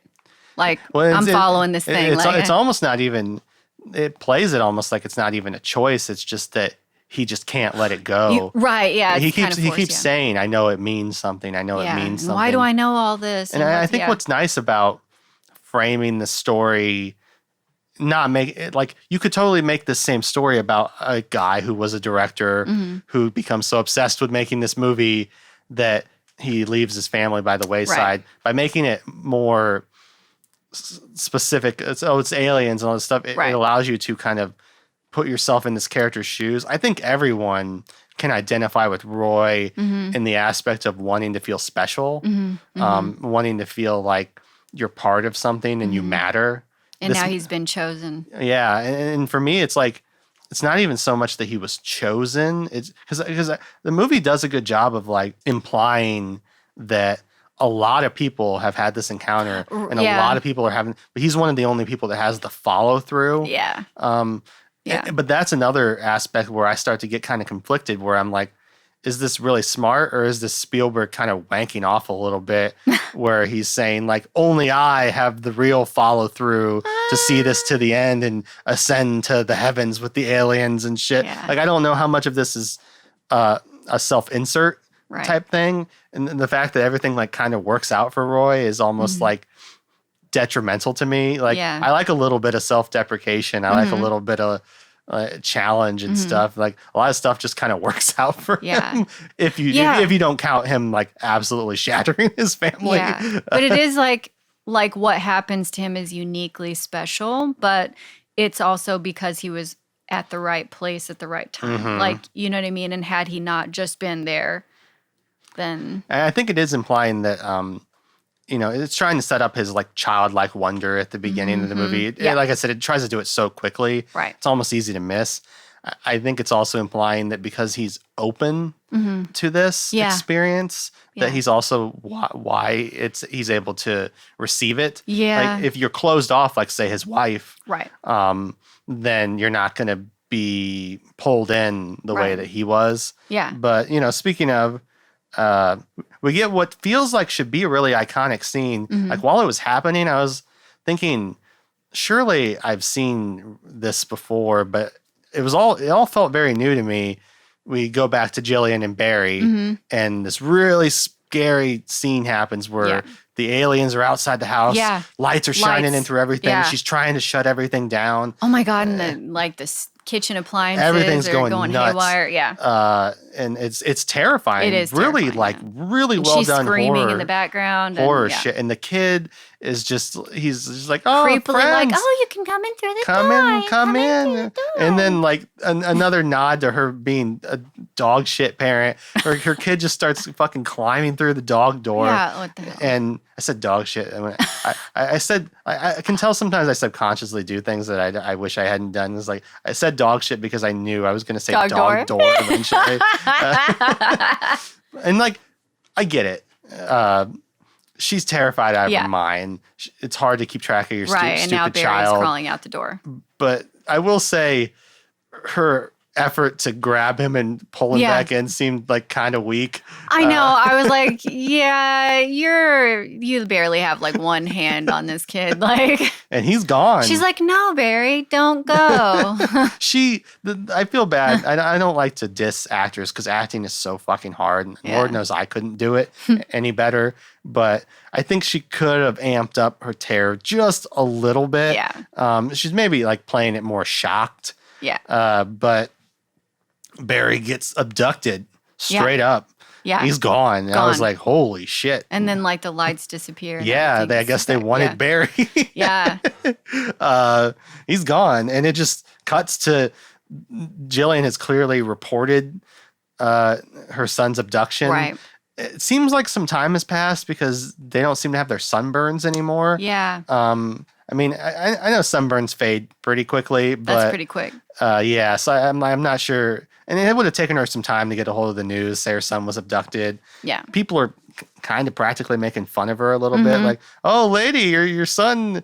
And she later in the movie, she's talking about like they dragged the river, they looked everywhere, they couldn't find him. I knew they couldn't. Like she's like kind of out of her mind at this point. But she's being bombarded by the news for some reason. All these random people have been granted an audience with the Air Force, including Roy. Yeah. Where the Air Force is, there's a really mean bit where the Air Force general guy holds up a picture. He's like, "This is a flying saucer." Yeah. And then he holds up the saucer. He's like, "Here's the Japanese saucer that my kids took a picture of that I just showed you." Where he's just like, all the people in the crowd are just like, have this like super fuck you face. Yeah. I was like, oh, what a dick. Yeah. Yeah. But it's a weird scene because Roy, he's our main character. There's no reason why he should be leading the charge, conceivably, but because he's our guy, he gets to be the one asking some of the questions. Yeah. His wife is there just looking horrified the whole time. Yeah. And he has a couple moments, and there's this other general guy who basically tells everybody, "Hey, I'd love to say that this was just stuff we were testing. You're basically asking me to say that, but that's not the truth." Right. And it's this weird thing where he's kind of like, "Look, maybe you saw aliens. I don't know." He even says like, 15 years I've been looking for aliens. I never seen them. I've been trying and I ain't seen them. He's like, "So I do find it a little hard to believe that you did, but I don't." One of them is just very sympathetic while the other one was like giving him a lot of shit. Right. And then everything just gets completely undercut by Redneck Man standing up and I saw Bigfoot once. And the look on Roy's face, he's just like, fuck. And the wife is looking at him, just this face like, she's so, you see how nuts you sound? Yeah. And when she really doesn't want him talking about this stuff. She doesn't. Yeah, she wants to just sweep it all under the rug. She's embarrassed. Yeah. Really quick bit where the government's gearing up to go to Wyoming. Fun little touches where they're disguising all the trucks. Yeah. Baskin Robbins truck, and a Coca-Cola truck, and some grocery Piggly Wiggly. They're going off, and this actually is important because it's so relevant to today's time. They're having like a brainstorming session on what they can tell people to get them the fuck out of Wyoming. Yeah, and there's a moment where one of them goes, "What if we like said something about a plague?" And the guy goes, "Nobody would believe a plague in this day." Yeah. And I was like, "Oh no!" Yeah. So not to timestamp this episode, but sadly, I think no matter even if this episode comes out a couple months from now, it'll still be relevant. We're in the middle of a plague right now. Right. So guess what? Yeah, I definitely caught that, and I was like, oh. And then they're coming up with like other things to tell people. They eventually land on a train crash and release Right. this chemical agent. Right. So the air quality is toxic. Yeah, and like whoever stays behind, they'll just put them to sleep with some sleeping gas. I'm like, geez, man. I mean, and I hate to say it, but I mean, this kind of seems very familiar to me. Like, I feel like this isn't far from the truth. Yeah, it's Spielberg, and he does it in Raiders too. He likes to play with an E.T. Yeah. He loves he loves to bring yeah. in just shadowy government figures, and There's a lot of the same like government official like van vehicle scenes coming in through ET too. Yeah. But it just I wanted to note it because it was just the plague thing. Really, I was like, oh, I know, fuck. it was classic. That hurt a little bit. I know. Just because we're watching it like right now is very perfect.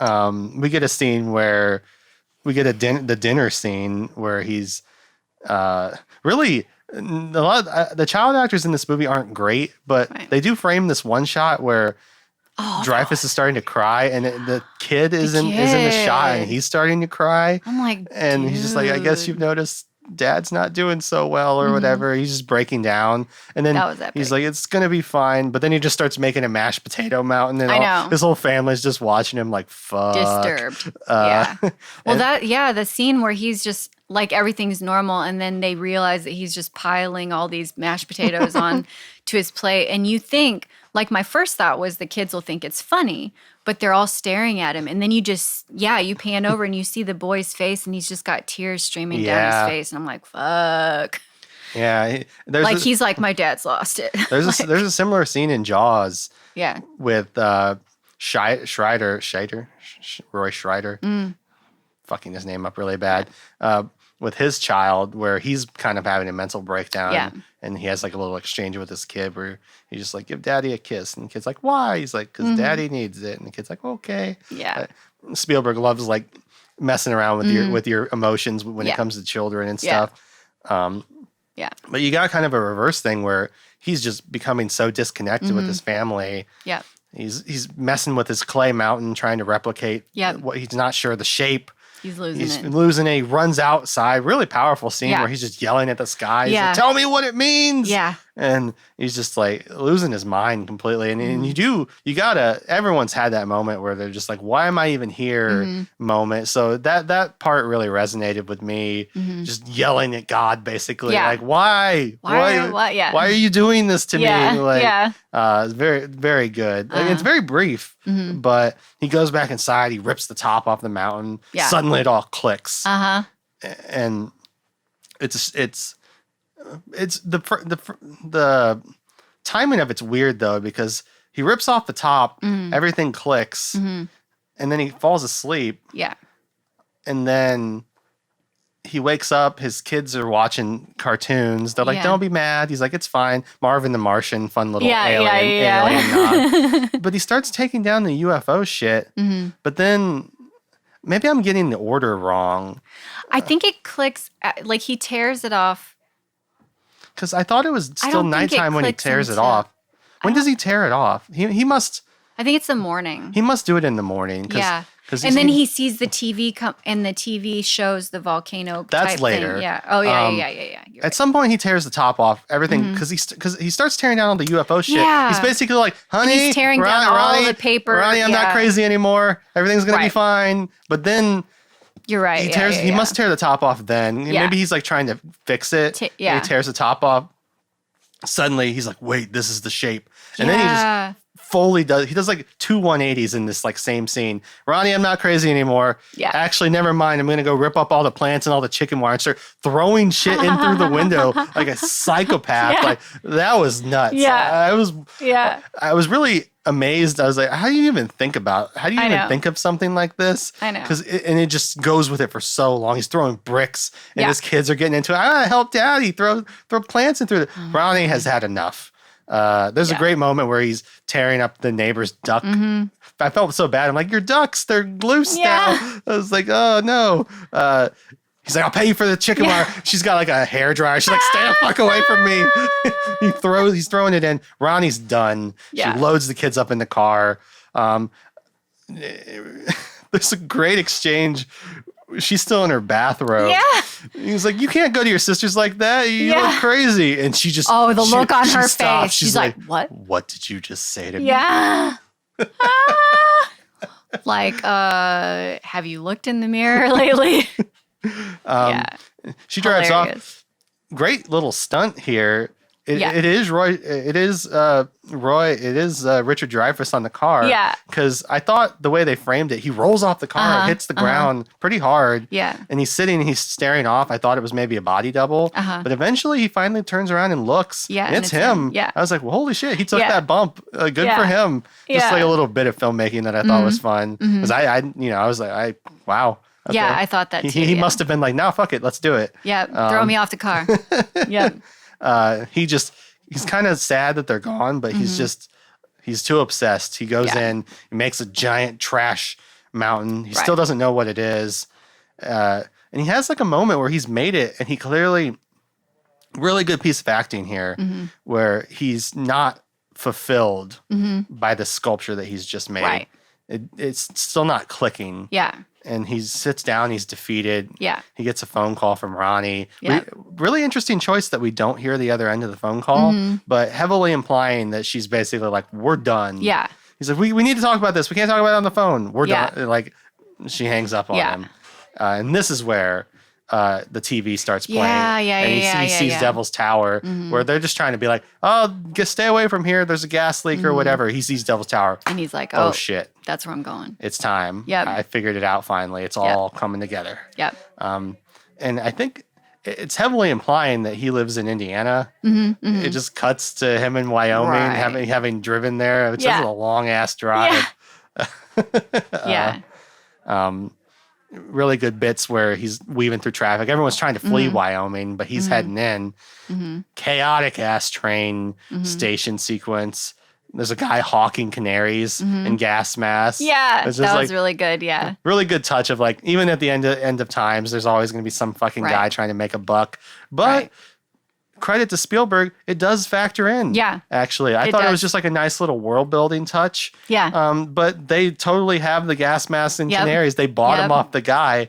Later, so like really good. I noticed it because they do feature it pretty prominently. I watch everything with subtitles too, so his words were like being picked up. It was like I thought it was a fun touch, but it actually does matter. Yeah. But so he sees Jillian. And they reconnect. They have like a big hug. So she's traveled all this way. Yeah, too. Yeah. She saw the tower. Yeah. She was drawn here like he was. And this is, I think, the moment that really crystallizes we're both in this thing. Right. And her kid's gone. His kids are gone. Yeah. Yeah. For different reasons. Yeah. Right. Both negligent. Yeah.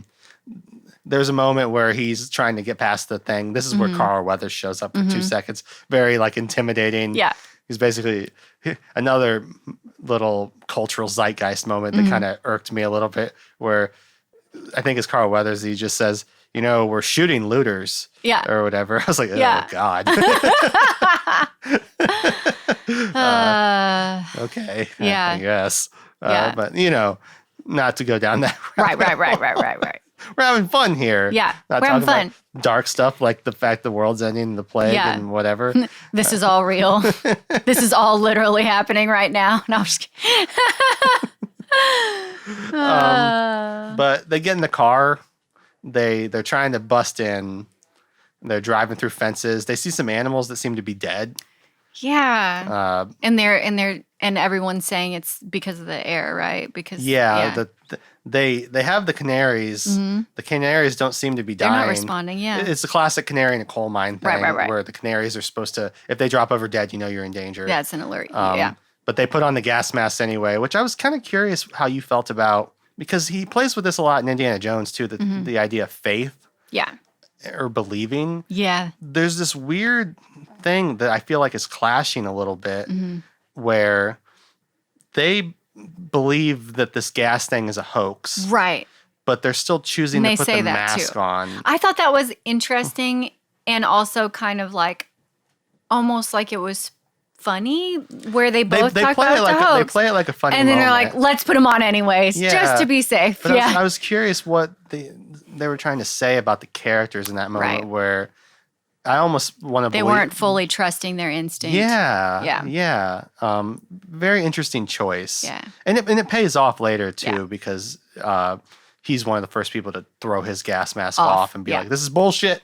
And But they're canaries.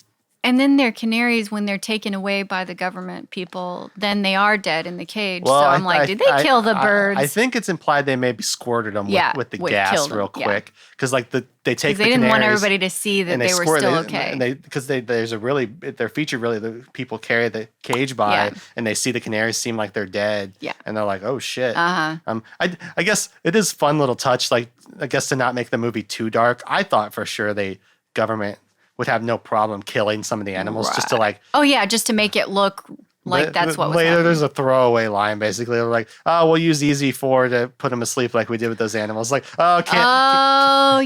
Oh yeah, that's. They're like, okay, oh, we so they didn't just actually put them all to kill sleep. the animals. So They're just not asleep. all dead, yeah. Although I'm like the amount of gas because there's a scene where they're spraying the mountain and all these like butterflies and birds start collapsing. Like, there's no fucking way That like, they're all just sleeping. yeah, chemicals are so tricky, and the amount of chemical that you spray something with is On a butterfly. to take down a human versus a butterfly. Right. There's no They fucking way. did. They did. They get captured though. Yeah. And then there's like a fun interrogation scene. Yeah. Where Roy is with Lacombe and Laughlin and more like language barrier stuff. And Roy's just done. He's like, I want answers. Yeah. And do you know any of these people? He's like, I know her, but not them. Right. Have you had a close encounter? And he's just Right. like, Yeah. who are you people? Yeah. The tone of the scene I thought was a little weird. It seemed like they couldn't quite decide whether they wanted it to be a little funny, a little serious. Yeah. Lacombe seems like a very nice enough guy. He comes off as like very affable. Yeah. And you realize later that he is a very genuine man. Right. But yeah, this scene was odd. They just kind of interrogate him and it just cuts away. Yeah. I don't know how you felt about that. It was just like. I definitely noticed his reaction to them when he realized that they knew that there was something unique about what he was experiencing or what he was saying. Like they believed that what he was saying was happening. Yeah. And this is like almost like a aha moment for him because everyone thinks he's crazy. Yeah. Right. But he's like, oh, you don't think I'm crazy. You have me here because you think I know something. Yeah. Yeah, it's very, and there's a lot of people have made a big deal about them asking him whether he's an artist or not. People think that's like a real big nod to right, like the artist metaphor. Right. For are you a painter or an artist or whatever? And he says no. But he's been making these sculptures. Yeah, and stuff. and it's weird because later when they're pretty good too. I mean, well, when they're climbing through the mountain, he's the one that knows the terrain because there's almost a throwaway line. Where they say, "Oh, we only ever painted the front of it," right? And he's like, "You should have tried sculptures. I know the whole mountain now." Yeah. It's very strange, and another thing where it's like, if I had more time to think about it, I could probably draw more meaning from that. But I'm just not 100% sure what it means. I don't know. Right. What does it mean? Right. What does it mean? It's got to mean something. But maybe they're suggesting that someone who's creative is more open to this sort of experience. Yeah. Open-minded. And I didn't really mention it earlier, but it shows Jillian painting the mountain. She's like clearly. She's got all these drawings and paintings behind her. And they even cast her back so that she's leaning against the wall full of her drawings and paintings, like just to get a good shot in of all of her artwork. Yeah. Yeah. That's pretty funny, actually. They're all ushered into a helicopter with all these other. This part I thought was kind of weird. There's all these other people that have been drawn to this mountain clearly. Maybe I'm wrong because I was confused because I thought they were in the same boat where they had these close encounters and they've been drawn to the mountain. But it seems like most of them want to get the fuck out of there, especially the older people. So I wasn't sure what the deal was with that. But they're in there. Roy sees Jillian. He says, fuck it, and tears off his mask. Yeah. And he's like, it's not real. And Jillian tears her mask off, and they ambush the troops. Meanwhile, it cuts back and forth between Lacombe arguing with this general guy, where Lacombe's basically like, hey, they belong here more than we even do. They deserve to go see what's going on. The general's like, no, they're civs. Fuck them. And Lacombe's just, he's very in tune. I don't really know metaphorically what he's supposed to really represent. He just like is, very kind guy who is open to the aliens, open to the experience. Yeah. I guess just, he's fighting for them. He doesn't really win, but it doesn't matter because Roy busts out. They meet a new friend who the movie makes a point to make sure that he's from Los Angeles for some reason. Yeah. He's like, I should have jogged more in Los Angeles. Los Angeles this, Los Angeles that. The air's a lot cleaner here than Los Angeles. Yeah. And there's at one point where he just yells at a helicopter, Los Angeles. I was like, what the fuck? Yeah, okay, we got it, dude. His name's like Larry or something. They have a fun little exchange where they're basically getting to know each other while they're running from the military. Yeah. They're getting chased for a moment, and then eventually they're just like, fuck it, we're going to spray the mountain. Don't worry about it. Yeah. I did find this part very confusing. They spend all this time like climbing the mountain and stuff. They have to go up the mountain, use their knowledge of the mountain to get through. Right. Larry gets got by the sleeping gas. Yeah. But they get to the other side of the mountain, and there's a facility on the other side of the mountain. And Lacombe is there. Yeah. So clearly there was a way to like drive over to the facility. But they had to fucking climb this whole mountain to get there. just to get to the other side. When they got could have just driven around or something. I don't know. It was a little confusing. It makes me feel like the mountain climbing clearly was important metaphorically to the story. Yeah. But it's also just confusing because they get there and everybody that the facility that they ran away from is just there. But they're hiding in the mountains and they're watching this facility. And then I like paused the movie because I was like, oh, we must be getting to the end of it. And saw there's like 30 minutes left of the movie. Yeah. I was like, I think this is the end of the movie, but this sequence is just straight up 30 minutes long. This just is huge, long, and it's great. It's great. It is great. A lot of brilliant moments with the music and the tones, the colors, the lights, and the special effects, and the aliens, and the especially for this time period. It should be said, yes, I 100% agree. Some of the effects I think don't hold up that great, but you're right. It's very good to keep in mind. This was 1977. I don't even know how they did half this shit. Yeah. Like, I'm sure a lot of it was compositing and miniatures. Miniatures, which I love miniatures. Yeah. I wish people still used them because they look better than most CGI. Yeah. And it's just a great art form. And I assume the spaceships were miniatures that they composited in later. Right. I don't know how they did the fucking clouds. Yeah. And like the storm stuff like gathers and breaks apart and the lights and all that crazy shit. Be curious to see like a making. I'm sure the making of or the behind the scenes for this is fascinating. Yeah. But there's a cool back and forth. Roy gets drawn in. Everybody's so into the alien stuff that Roy basically gets to just walk in. Nobody even really notices him. Yeah.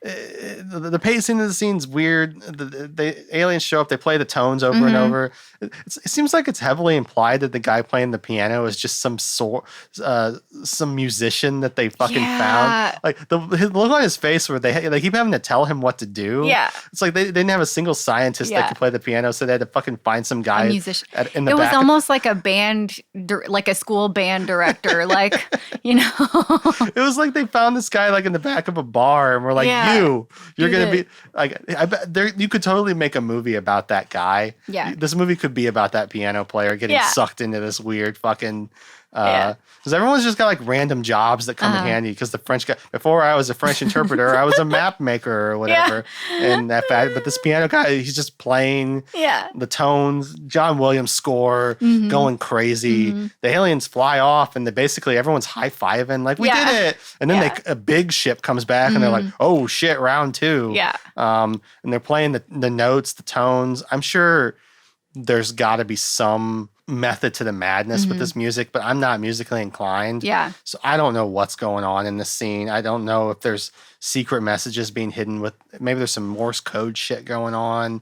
At one point, that's what it seems like. They've decided that this is like some sort of a code that allows them to communicate with the aliens. So it's like their universal language that they can use to communicate across language barriers. And each note is a different like letter of the alphabet, and like I love them using the music as like a way to connect because like just sounds or whatever. But I guess I just more meant like I don't know if you really broke this scene down. If the tones like actually, if there is like an actual language that they're doing. Like, I see what you're saying. If you knew what the code was, they actually are saying and stuff. then you know what they're saying. But at one point, because I had the subtitles on, apparently the ship starts playing the theme from Jaws. It literally says in the subtitles, it says theme from Jaws. And it just goes boom, boom, boom, boom, boom, boom, boom, boom, boom, boom. I was like, what the fuck? That's hilarious. And probably intentional. But I mean, it's Spielberg and John Williams. Like, they could do whatever they want. I was like, what are you trying to say with this? But apparently they get the code right because the doors open and out comes all these dazed ass people who've been abducted from decades ago. Yeah. And they're just yelling out over, again, the chaos of the scene. John something, 1945 disappeared. Yeah. I found the structure of this weird. Roy wanders down, but Jillian she stays up and she's says to him, I'm not belonging down there. I know Barry's not down there. And she says that when the other ship hasn't shown up yet. Yeah. But then the other ship shows up and Barry is there. He comes out, the mom runs down, they reunite. Yeah, I didn't have to do anything. Well, no, she showed up to Wyoming. I'll give her that credit. That's a little mean. Yeah. I can't remember at what point do they kiss. He leaves her there at the mountain. And she says she's going to stay up there, and then he kisses her. Yeah, they kiss. And I was like, damn it. Because at this point, they hadn't. It was innocent still. They were just seemed like friends, but it was very much like, we're in it together. They kiss. There was that moment, though, before they kiss where I was like, they're going to do it? Yeah. They're going to do it. Yeah, they're going to do it. They look like they're going to kiss, but I'm like, because they had that look. This is the point where I started having little bits filter in of things I've accumulated throughout the years of this movie. I was remembering, he like abandons his family at the end of this movie, doesn't he? Yep. And then he kisses Jillian. I was like, holy shit. And then he goes down there. The people come out, big UFO, crazy shots. The shots are great. The facility looks great. Yeah. The aliens, don't look great. But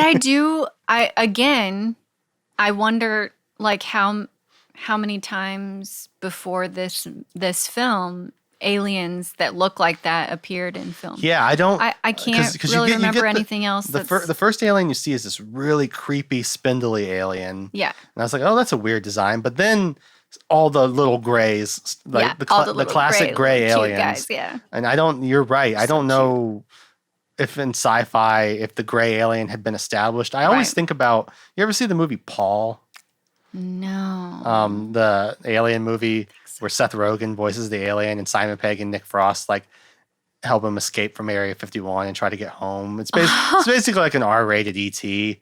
But there's a line that I always remember in this movie because I thought it was so clever. Because Paul, the alien in this movie, looks like a classic gray alien. Okay. And they're like, I kind of thought you'd have a cooler design, but you just look like a really standard alien. And he's just like, that's because the government's been slowly leaking out my image and everywhere so that you won't be too surprised when you see me, or even if you saw me, you think it's just like a costume. He's basically like, you've been desensitized to what I look like. And I was like, that's a really clever idea. That is. Regardless of how you feel about the movie, I like that bit a lot. Yeah. That's funny. And so you're right. I don't know where the gray aliens started. I mean, I think of like it's like The Day the Earth Stood Still or The Man from Nowhere or something really old black and white movie where an alien like invades DC. Yeah. And he's just a guy in a shiny silver suit basically. Yeah. So I don't know what another problem with this podcast, I do no fucking research. So your guess is as good as mine. I'd be curious to see if that had ever been done before. But Roy suits up. Lacombe's basically like, Lacombe seems very sad. It seems like he really wants to go, but for some reason he's not going to. I think he feels like he has a duty here on Earth to decipher everything that they've witnessed and be sort of a liaison. Yeah. And so he has a moment where he's just kind of like, you're lucky, Roy. They suit him up and the aliens specifically come up to Roy and they're pulling him towards the ship. Arms out, Christ pose. But that part's a little on the nose. He goes up and goes into the ship and those credits hit. There's no. I did definitely, I had a thought. I was like, what? Like, really? Like, you really want to go in there? He's obsessed. Like, totally into it. Like, yeah, like, what are they about to do to you up there? I don't know, because there's all these people and they seem kind of confused or even like dead inside a little bit. Yeah. And so I feel like if you saw that, you'd be a little sketched out, but he's just so enthralled. But they do depict the aliens as being sort of peaceful. They seem peaceful. And then they get you up there and they give you a lobotomy. Basically. Like, we don't know what their purpose was, what they're trying to do, why they're grabbing people up. Right. But Barry came out normal.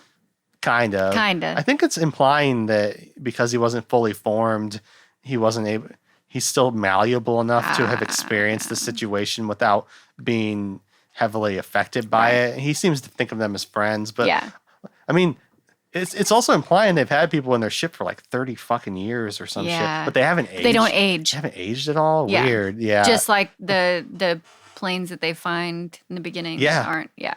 Very ambiguous, which I'm fine with. I love an ambiguous ending. Yeah. But it's super ambiguous for Spielberg. Yeah. But I mean, that's last scene. You have a lot of notes. Was there anything that we didn't cover that you feel like you wanted to talk about? No. I feel like we definitely touched on it. I couldn't be disappointed that they gave the happy ending of Barry being reunited with Mom. I mean, like, it would have been better if he just, like, never came back. But you wanted Barry to never come back? I mean, it's just so, like, predictable to be like, oh, there's Barry. It does seem like they could have gone on the ship, he loves too. a good happy ending, though. Oh, yeah. He doesn't like a sad ending. Yeah. Jaws is, like, as close as it gets because one of the characters dies. Right. But other than that, it's all. Well, I haven't seen Schindler's List. I don't know how that ends, but I don't know. Do they beat? Well, it's not happy. But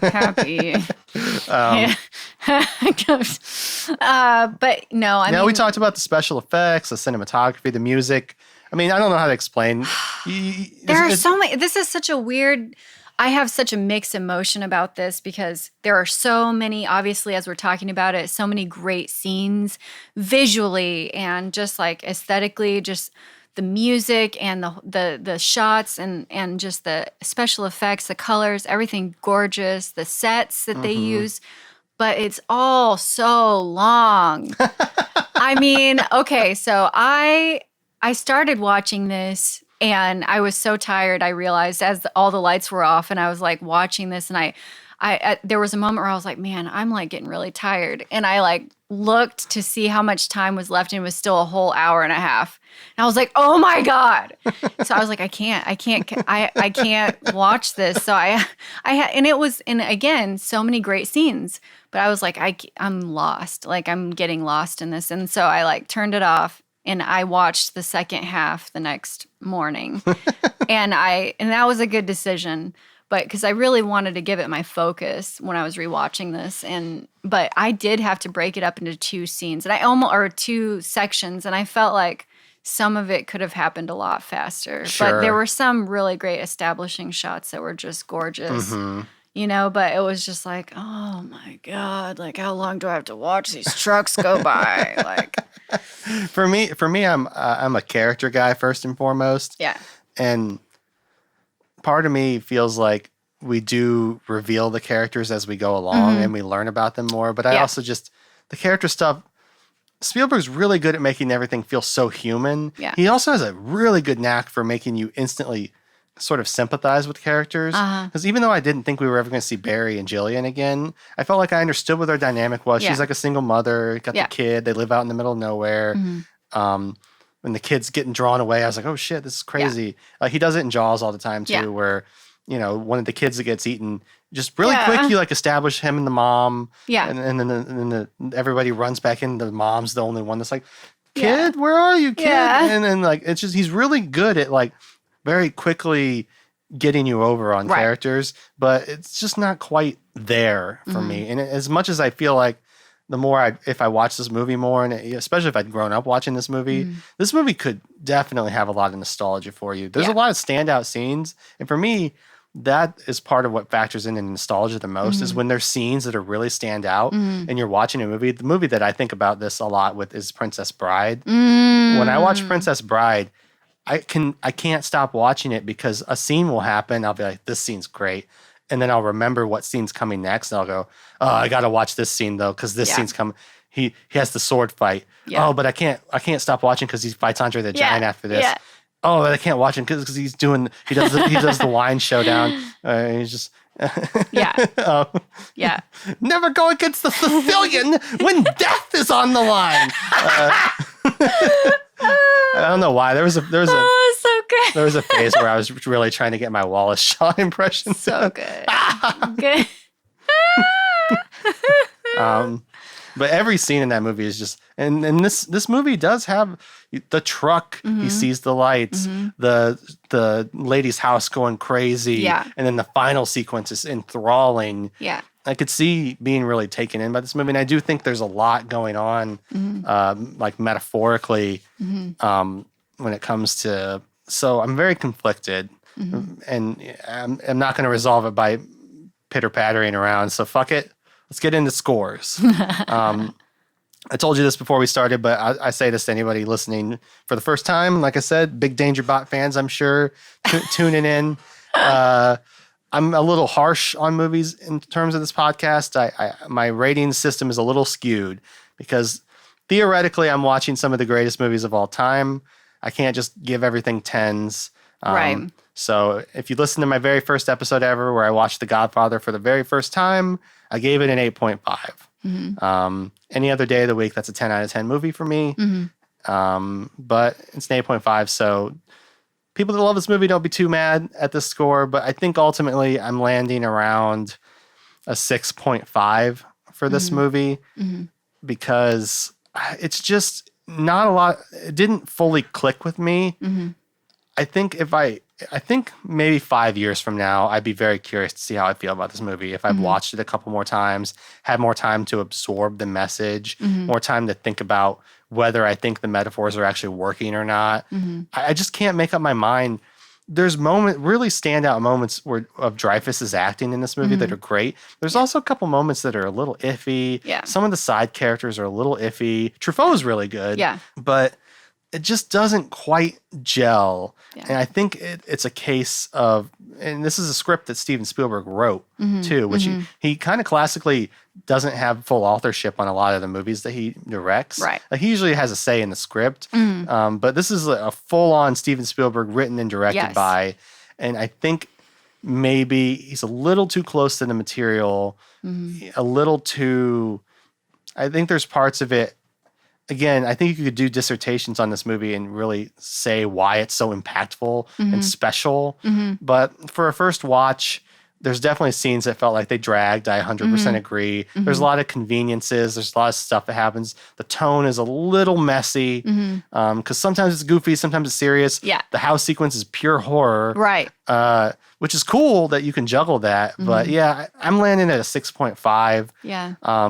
I can see why some people have forgotten this, but I can also see why this is maybe, I bet there's some people that this is maybe their favorite Spielberg movie. Wouldn't surprise me. Well, I have to tell you that when I was searching for the definition of the third kind, the first thing that kept popping up was this movie. Sure. It was the first thing that kept popping up. Yeah. So I was kind of surprised because I use Letterboxd a lot to look through. I just find it very quick and I like seeing what the directors have done. And when you click on a name of like a director, it'll pull up a big list of everything they've done. And it defaults to ranking stuff by popularity. This movie was very far down on the list. Yeah. There's so many other things that are ahead of it if you're ranking it by popularity. That makes sense. Ready Player One was ahead of it, which I think that's just because it's more recent. Yeah. But you know, your Jaws and your Jurassic Parks and Schindler's List, Saving Private Ryan, even Catch Me If You Can. Yeah. Ahead of this movie on that list. So I think this is one that people kind of forget about a little bit. Not a lot of, other than Dreyfuss, not a lot of actors in it. No. Where you're like, oh yeah, but so and so's. There's in this not movie. a lot of acting in it. it's a lot of scenes and shots. I mean, and a lot of Yeah. like, I don't know, like just a lot of aesthetic and not enough like actual actors talking. They don't get to do a lot of, like, there's moments, like I said, when he's yelling at the sky, or the dinner table scene, Yeah. or the interrogation scene, where they do get to do a little bit. But yeah, things are, It's a lot of atmosphere. yeah. So yeah, 6.5 I think feels fair. As I tell my guests, don't feel like you have to be as harsh on movies as I can. I'd recommend just giving it whatever rating you would give it in normal life. If you want to be harsher on it, feel free to. But yeah, what would you say out of 10? Obviously, a 6.5. You can give it 0.5 something if you want as well. Yeah.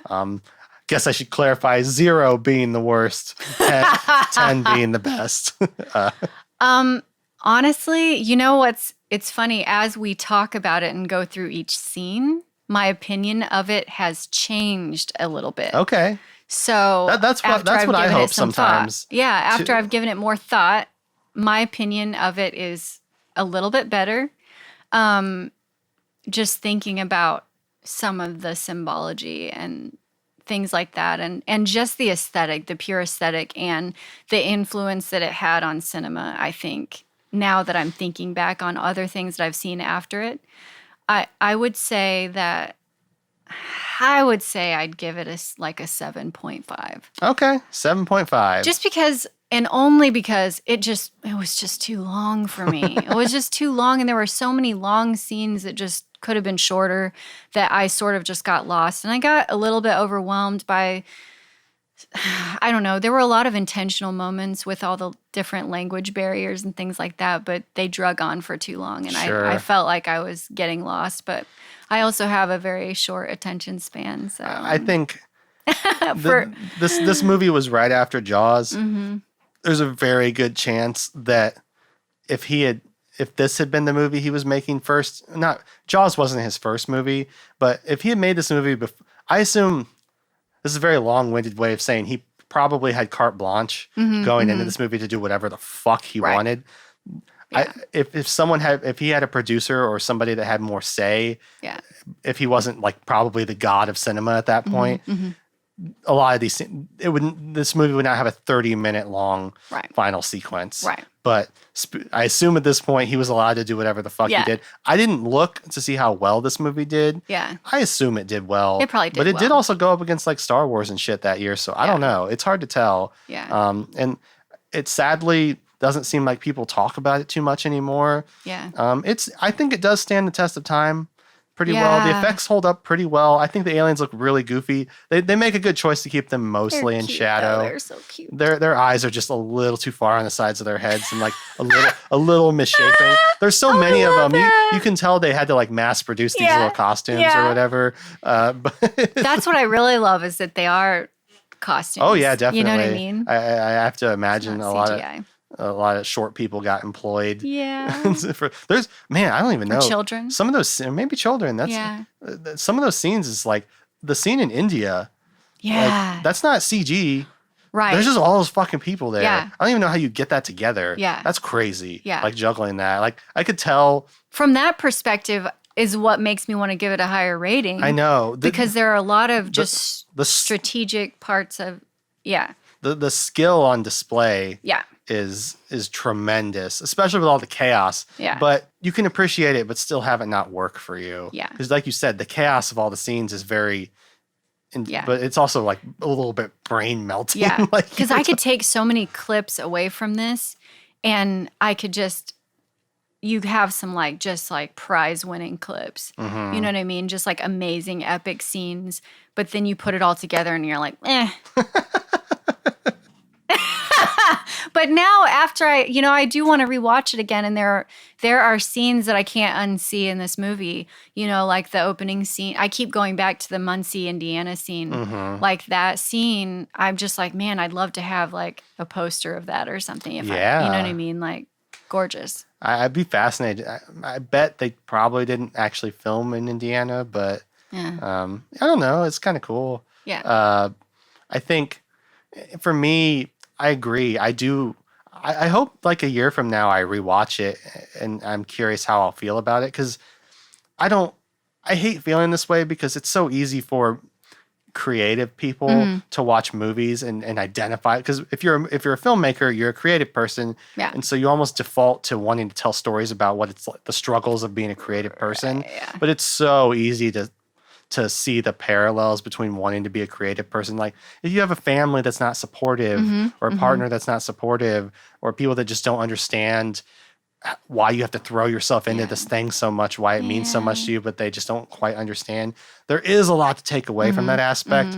But again, I just can't figure out whether it's really well done or slightly a little bit too masturbatory. I don't know. That's why I'm at a 6.5 right now. I think a 7.5 is a very respectable score. Yeah. I don't think you're going to get a lot of people beating down your door angry about that. And last but certainly not least, I'm realizing I didn't prepare you for this. I did all this preface before the show started, and I'm usually good at covering what's about to happen in the show. But at the end of the episode, I like to recommend a movie to people. And the idea being that I try to recommend movies that maybe not a lot of people have seen as sort of a juxtaposition to, because we're covering classic movies, movies that everybody's seen. I try to recommend stuff that's a little more niche. Okay. But I always say to guests, especially since I didn't fucking tell you ahead of time, and you're going to have to pull this out of your ass. I'm so sorry. Oh, man. You can. I try to connect it to the subject matter of the movie. You don't have to, especially since this is your first time. If there's just a movie that you adore that you don't think a lot of people have seen, that you think is a really underrated gem, feel free to recommend that. I'll go first. I'm going to recommend two.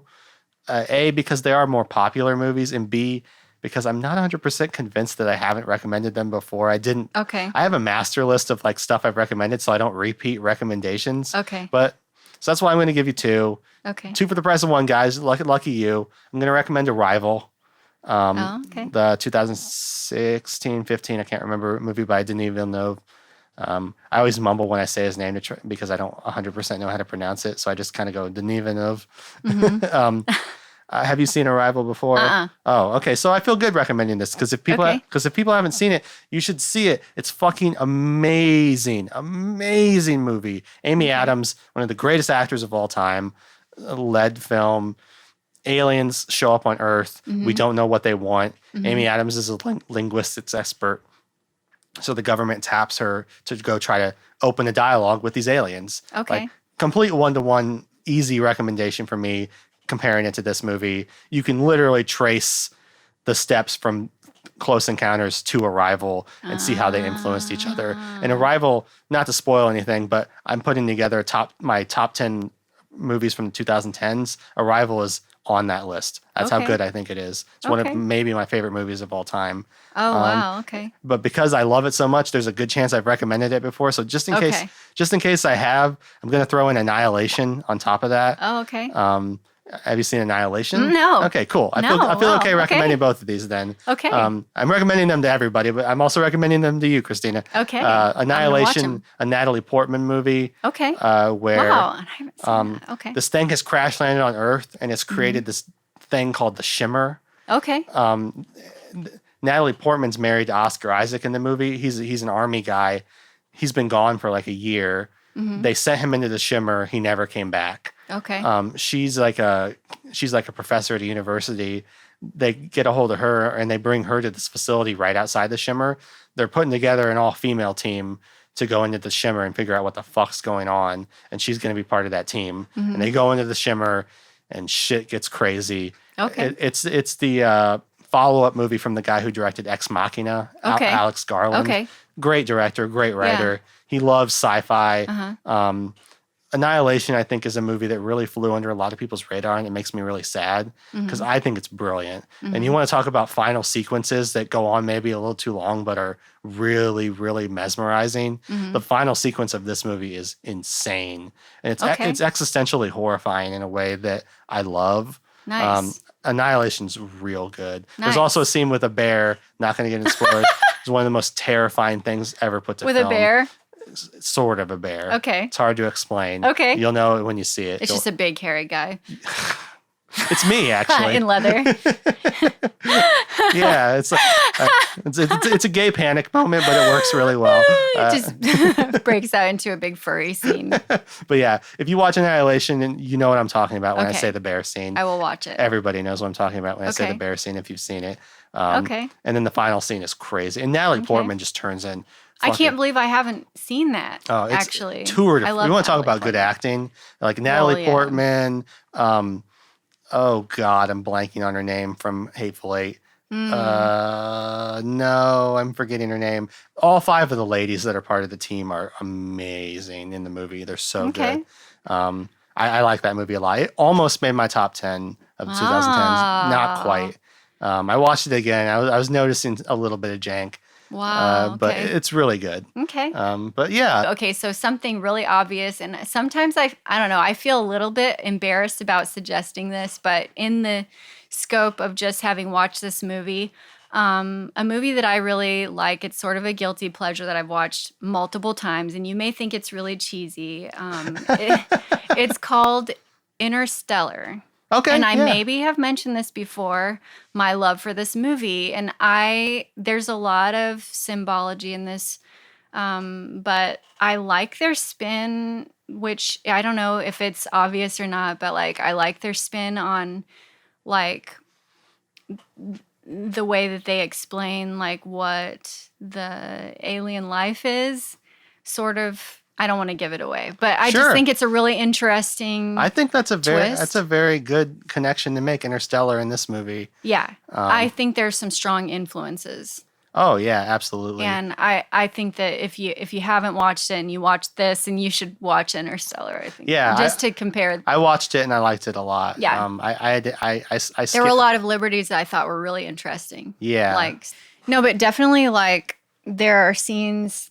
There are not scenes, but there are portions of Interstellar that have a lot of parallels, I felt like. And especially I don't know, like a father abandoning his children. Right. And kid is bummed, but that was heartbreaking. Mm-hmm. That situation was heartbreaking. But again, he's swept away by this passion and this drive to seek knowledge. And in his defense in that movie, and not to get too spoilery because technically we're recommending it in case you haven't seen it before, but he is at least doing it out of a feeling that he has to save the Earth. A greater purpose. Well, the Earth is fucked. The Earth is fucked. And so they're like, we got to send you to go do this thing to see if you can save it. Yeah. So it's basically uninhabitable at this point, the planet. So he's at least... He has a greater purpose. And part of the heart-wrenchingness is he does really care about his family. He really does. He really does. There's a pretty iconic... There's some really good acting, I think. Yeah. McConaughey is amazing. So good. And I believe Jessica Chastain is his daughter, and she's an amazing actor. And Anne Hathaway is good in it. Mm-hmm. I definitely just... I just felt like just looking into the future a bit, giving you a glimpse into what the future could be like. Mm-hmm. I mean, I'm sure we've all considered the possibilities. Oh yeah, and I definitely. feel like this sort of just spells it out, but also it just really takes some interesting turns. Well, there's little things too, and the effects of it, just the visual. Well, yeah, it's great that it's really funny that you would pick a Nolan movie. Mm-hmm. Because he's one of the only people that still does practical effects and does in-camera effects like they did for this movie. Yeah. It's not all CG. Right. So that's an excellent connection. Yeah. That's a great recommendation. And it's not my favorite Nolan. Right. It's got some goofiness to it. It does. There's infamously, not to spoil it, but it's love is the connector of all. It's okay, right. Whatever. Yeah. But I even going into the movie, I knew that was something that people made fun of. Uh-huh. But in the context of the movie, it works fine. Yeah. It's not I didn't laugh when she said that. I don't know. There's some real sad realities in this too. I mean, well, there's even to connect it more to Close Encounters, them not aging and then coming back Yeah. is a whole thing. Like all the people that have been abducted in Close Encounters that got abducted in 45 that are coming back in 77. Yeah. Their families are going to be 30 years older. And they're Elderly going to be or the dead. same age. Yeah. Yeah. Kind of crazy. But Yeah. no, there's a lot of parallels. A lot of parallels.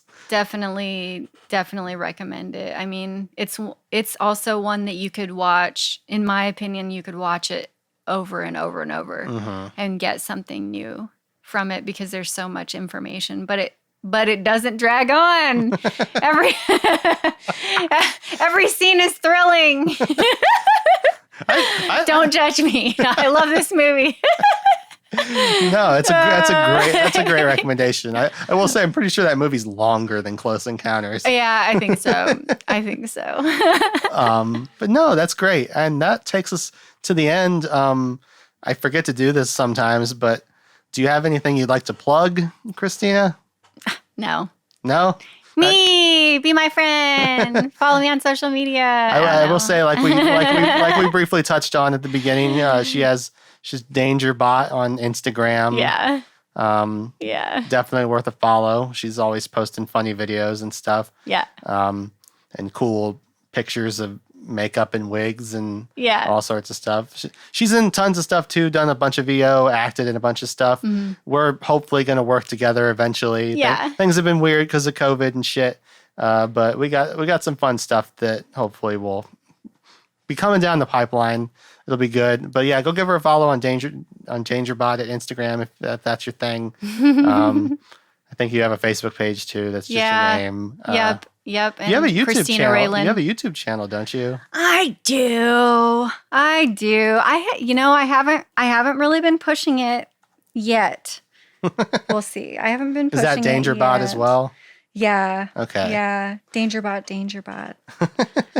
But yeah, I'm kind of sleeping on it a little bit.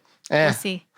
I'm trying to focus all my attentions in one spot right now. So that's good because I am spread way too thin on way too many things. I literally, coming in to record this episode, I was like, oh, there's like 6 other episodes I have not edited yet. Aww. And I have a YouTube video I haven't edited. And I have a short film that I'm not done editing. And there's a lot, maybe a little too much going on. And there's all these like scripts I'm supposed to be writing.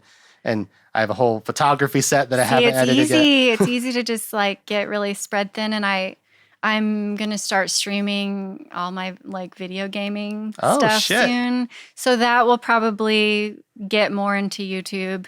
But I'll start pushing that more soon. I just got a lot of new toys for streaming and I'm very excited. Yeah, so, keep an eye out for that. I'll try to, are you going to be dangerbot on Twitch or? Yeah. Okay, yep. Cool. Yep. So pretty much across all social media. Keep an eye out for that. It's an excellent handle. The first time we connected on Instagram when you sent me like, I'm dangerbot. I was like, really? Yeah. Like, okay, that's fun. Yeah. I love a good social. There's like someone whose Twitter handle is like girl with a tail or something like that. I always thought was really funny. But yes, thank you so much for joining me, Christina. Thank you so much for recommending the movie. It's a real fun, like tough thing to tackle, I think, but it's the kind of stuff that I enjoy being able to have a discussion about. Yeah. I was glad to hear you say, I kind of think a little bit differently after our discussion because I like part of that because I haven't had time to really parse through the movie. We're kind of parsing through it as we go. And even I was trying to figure out where I was going to land at the end of this. Like I almost never know what my score is going to be till the very end. But yeah, thank you so much for joining me. Thank you. Everybody listening, thanks so much for joining. And as I unfortunately always say at the end of every episode, I will catch you guys on the flip-flop later. Yep, that's how I end episodes. Thank you very much. Bye. Goodbye.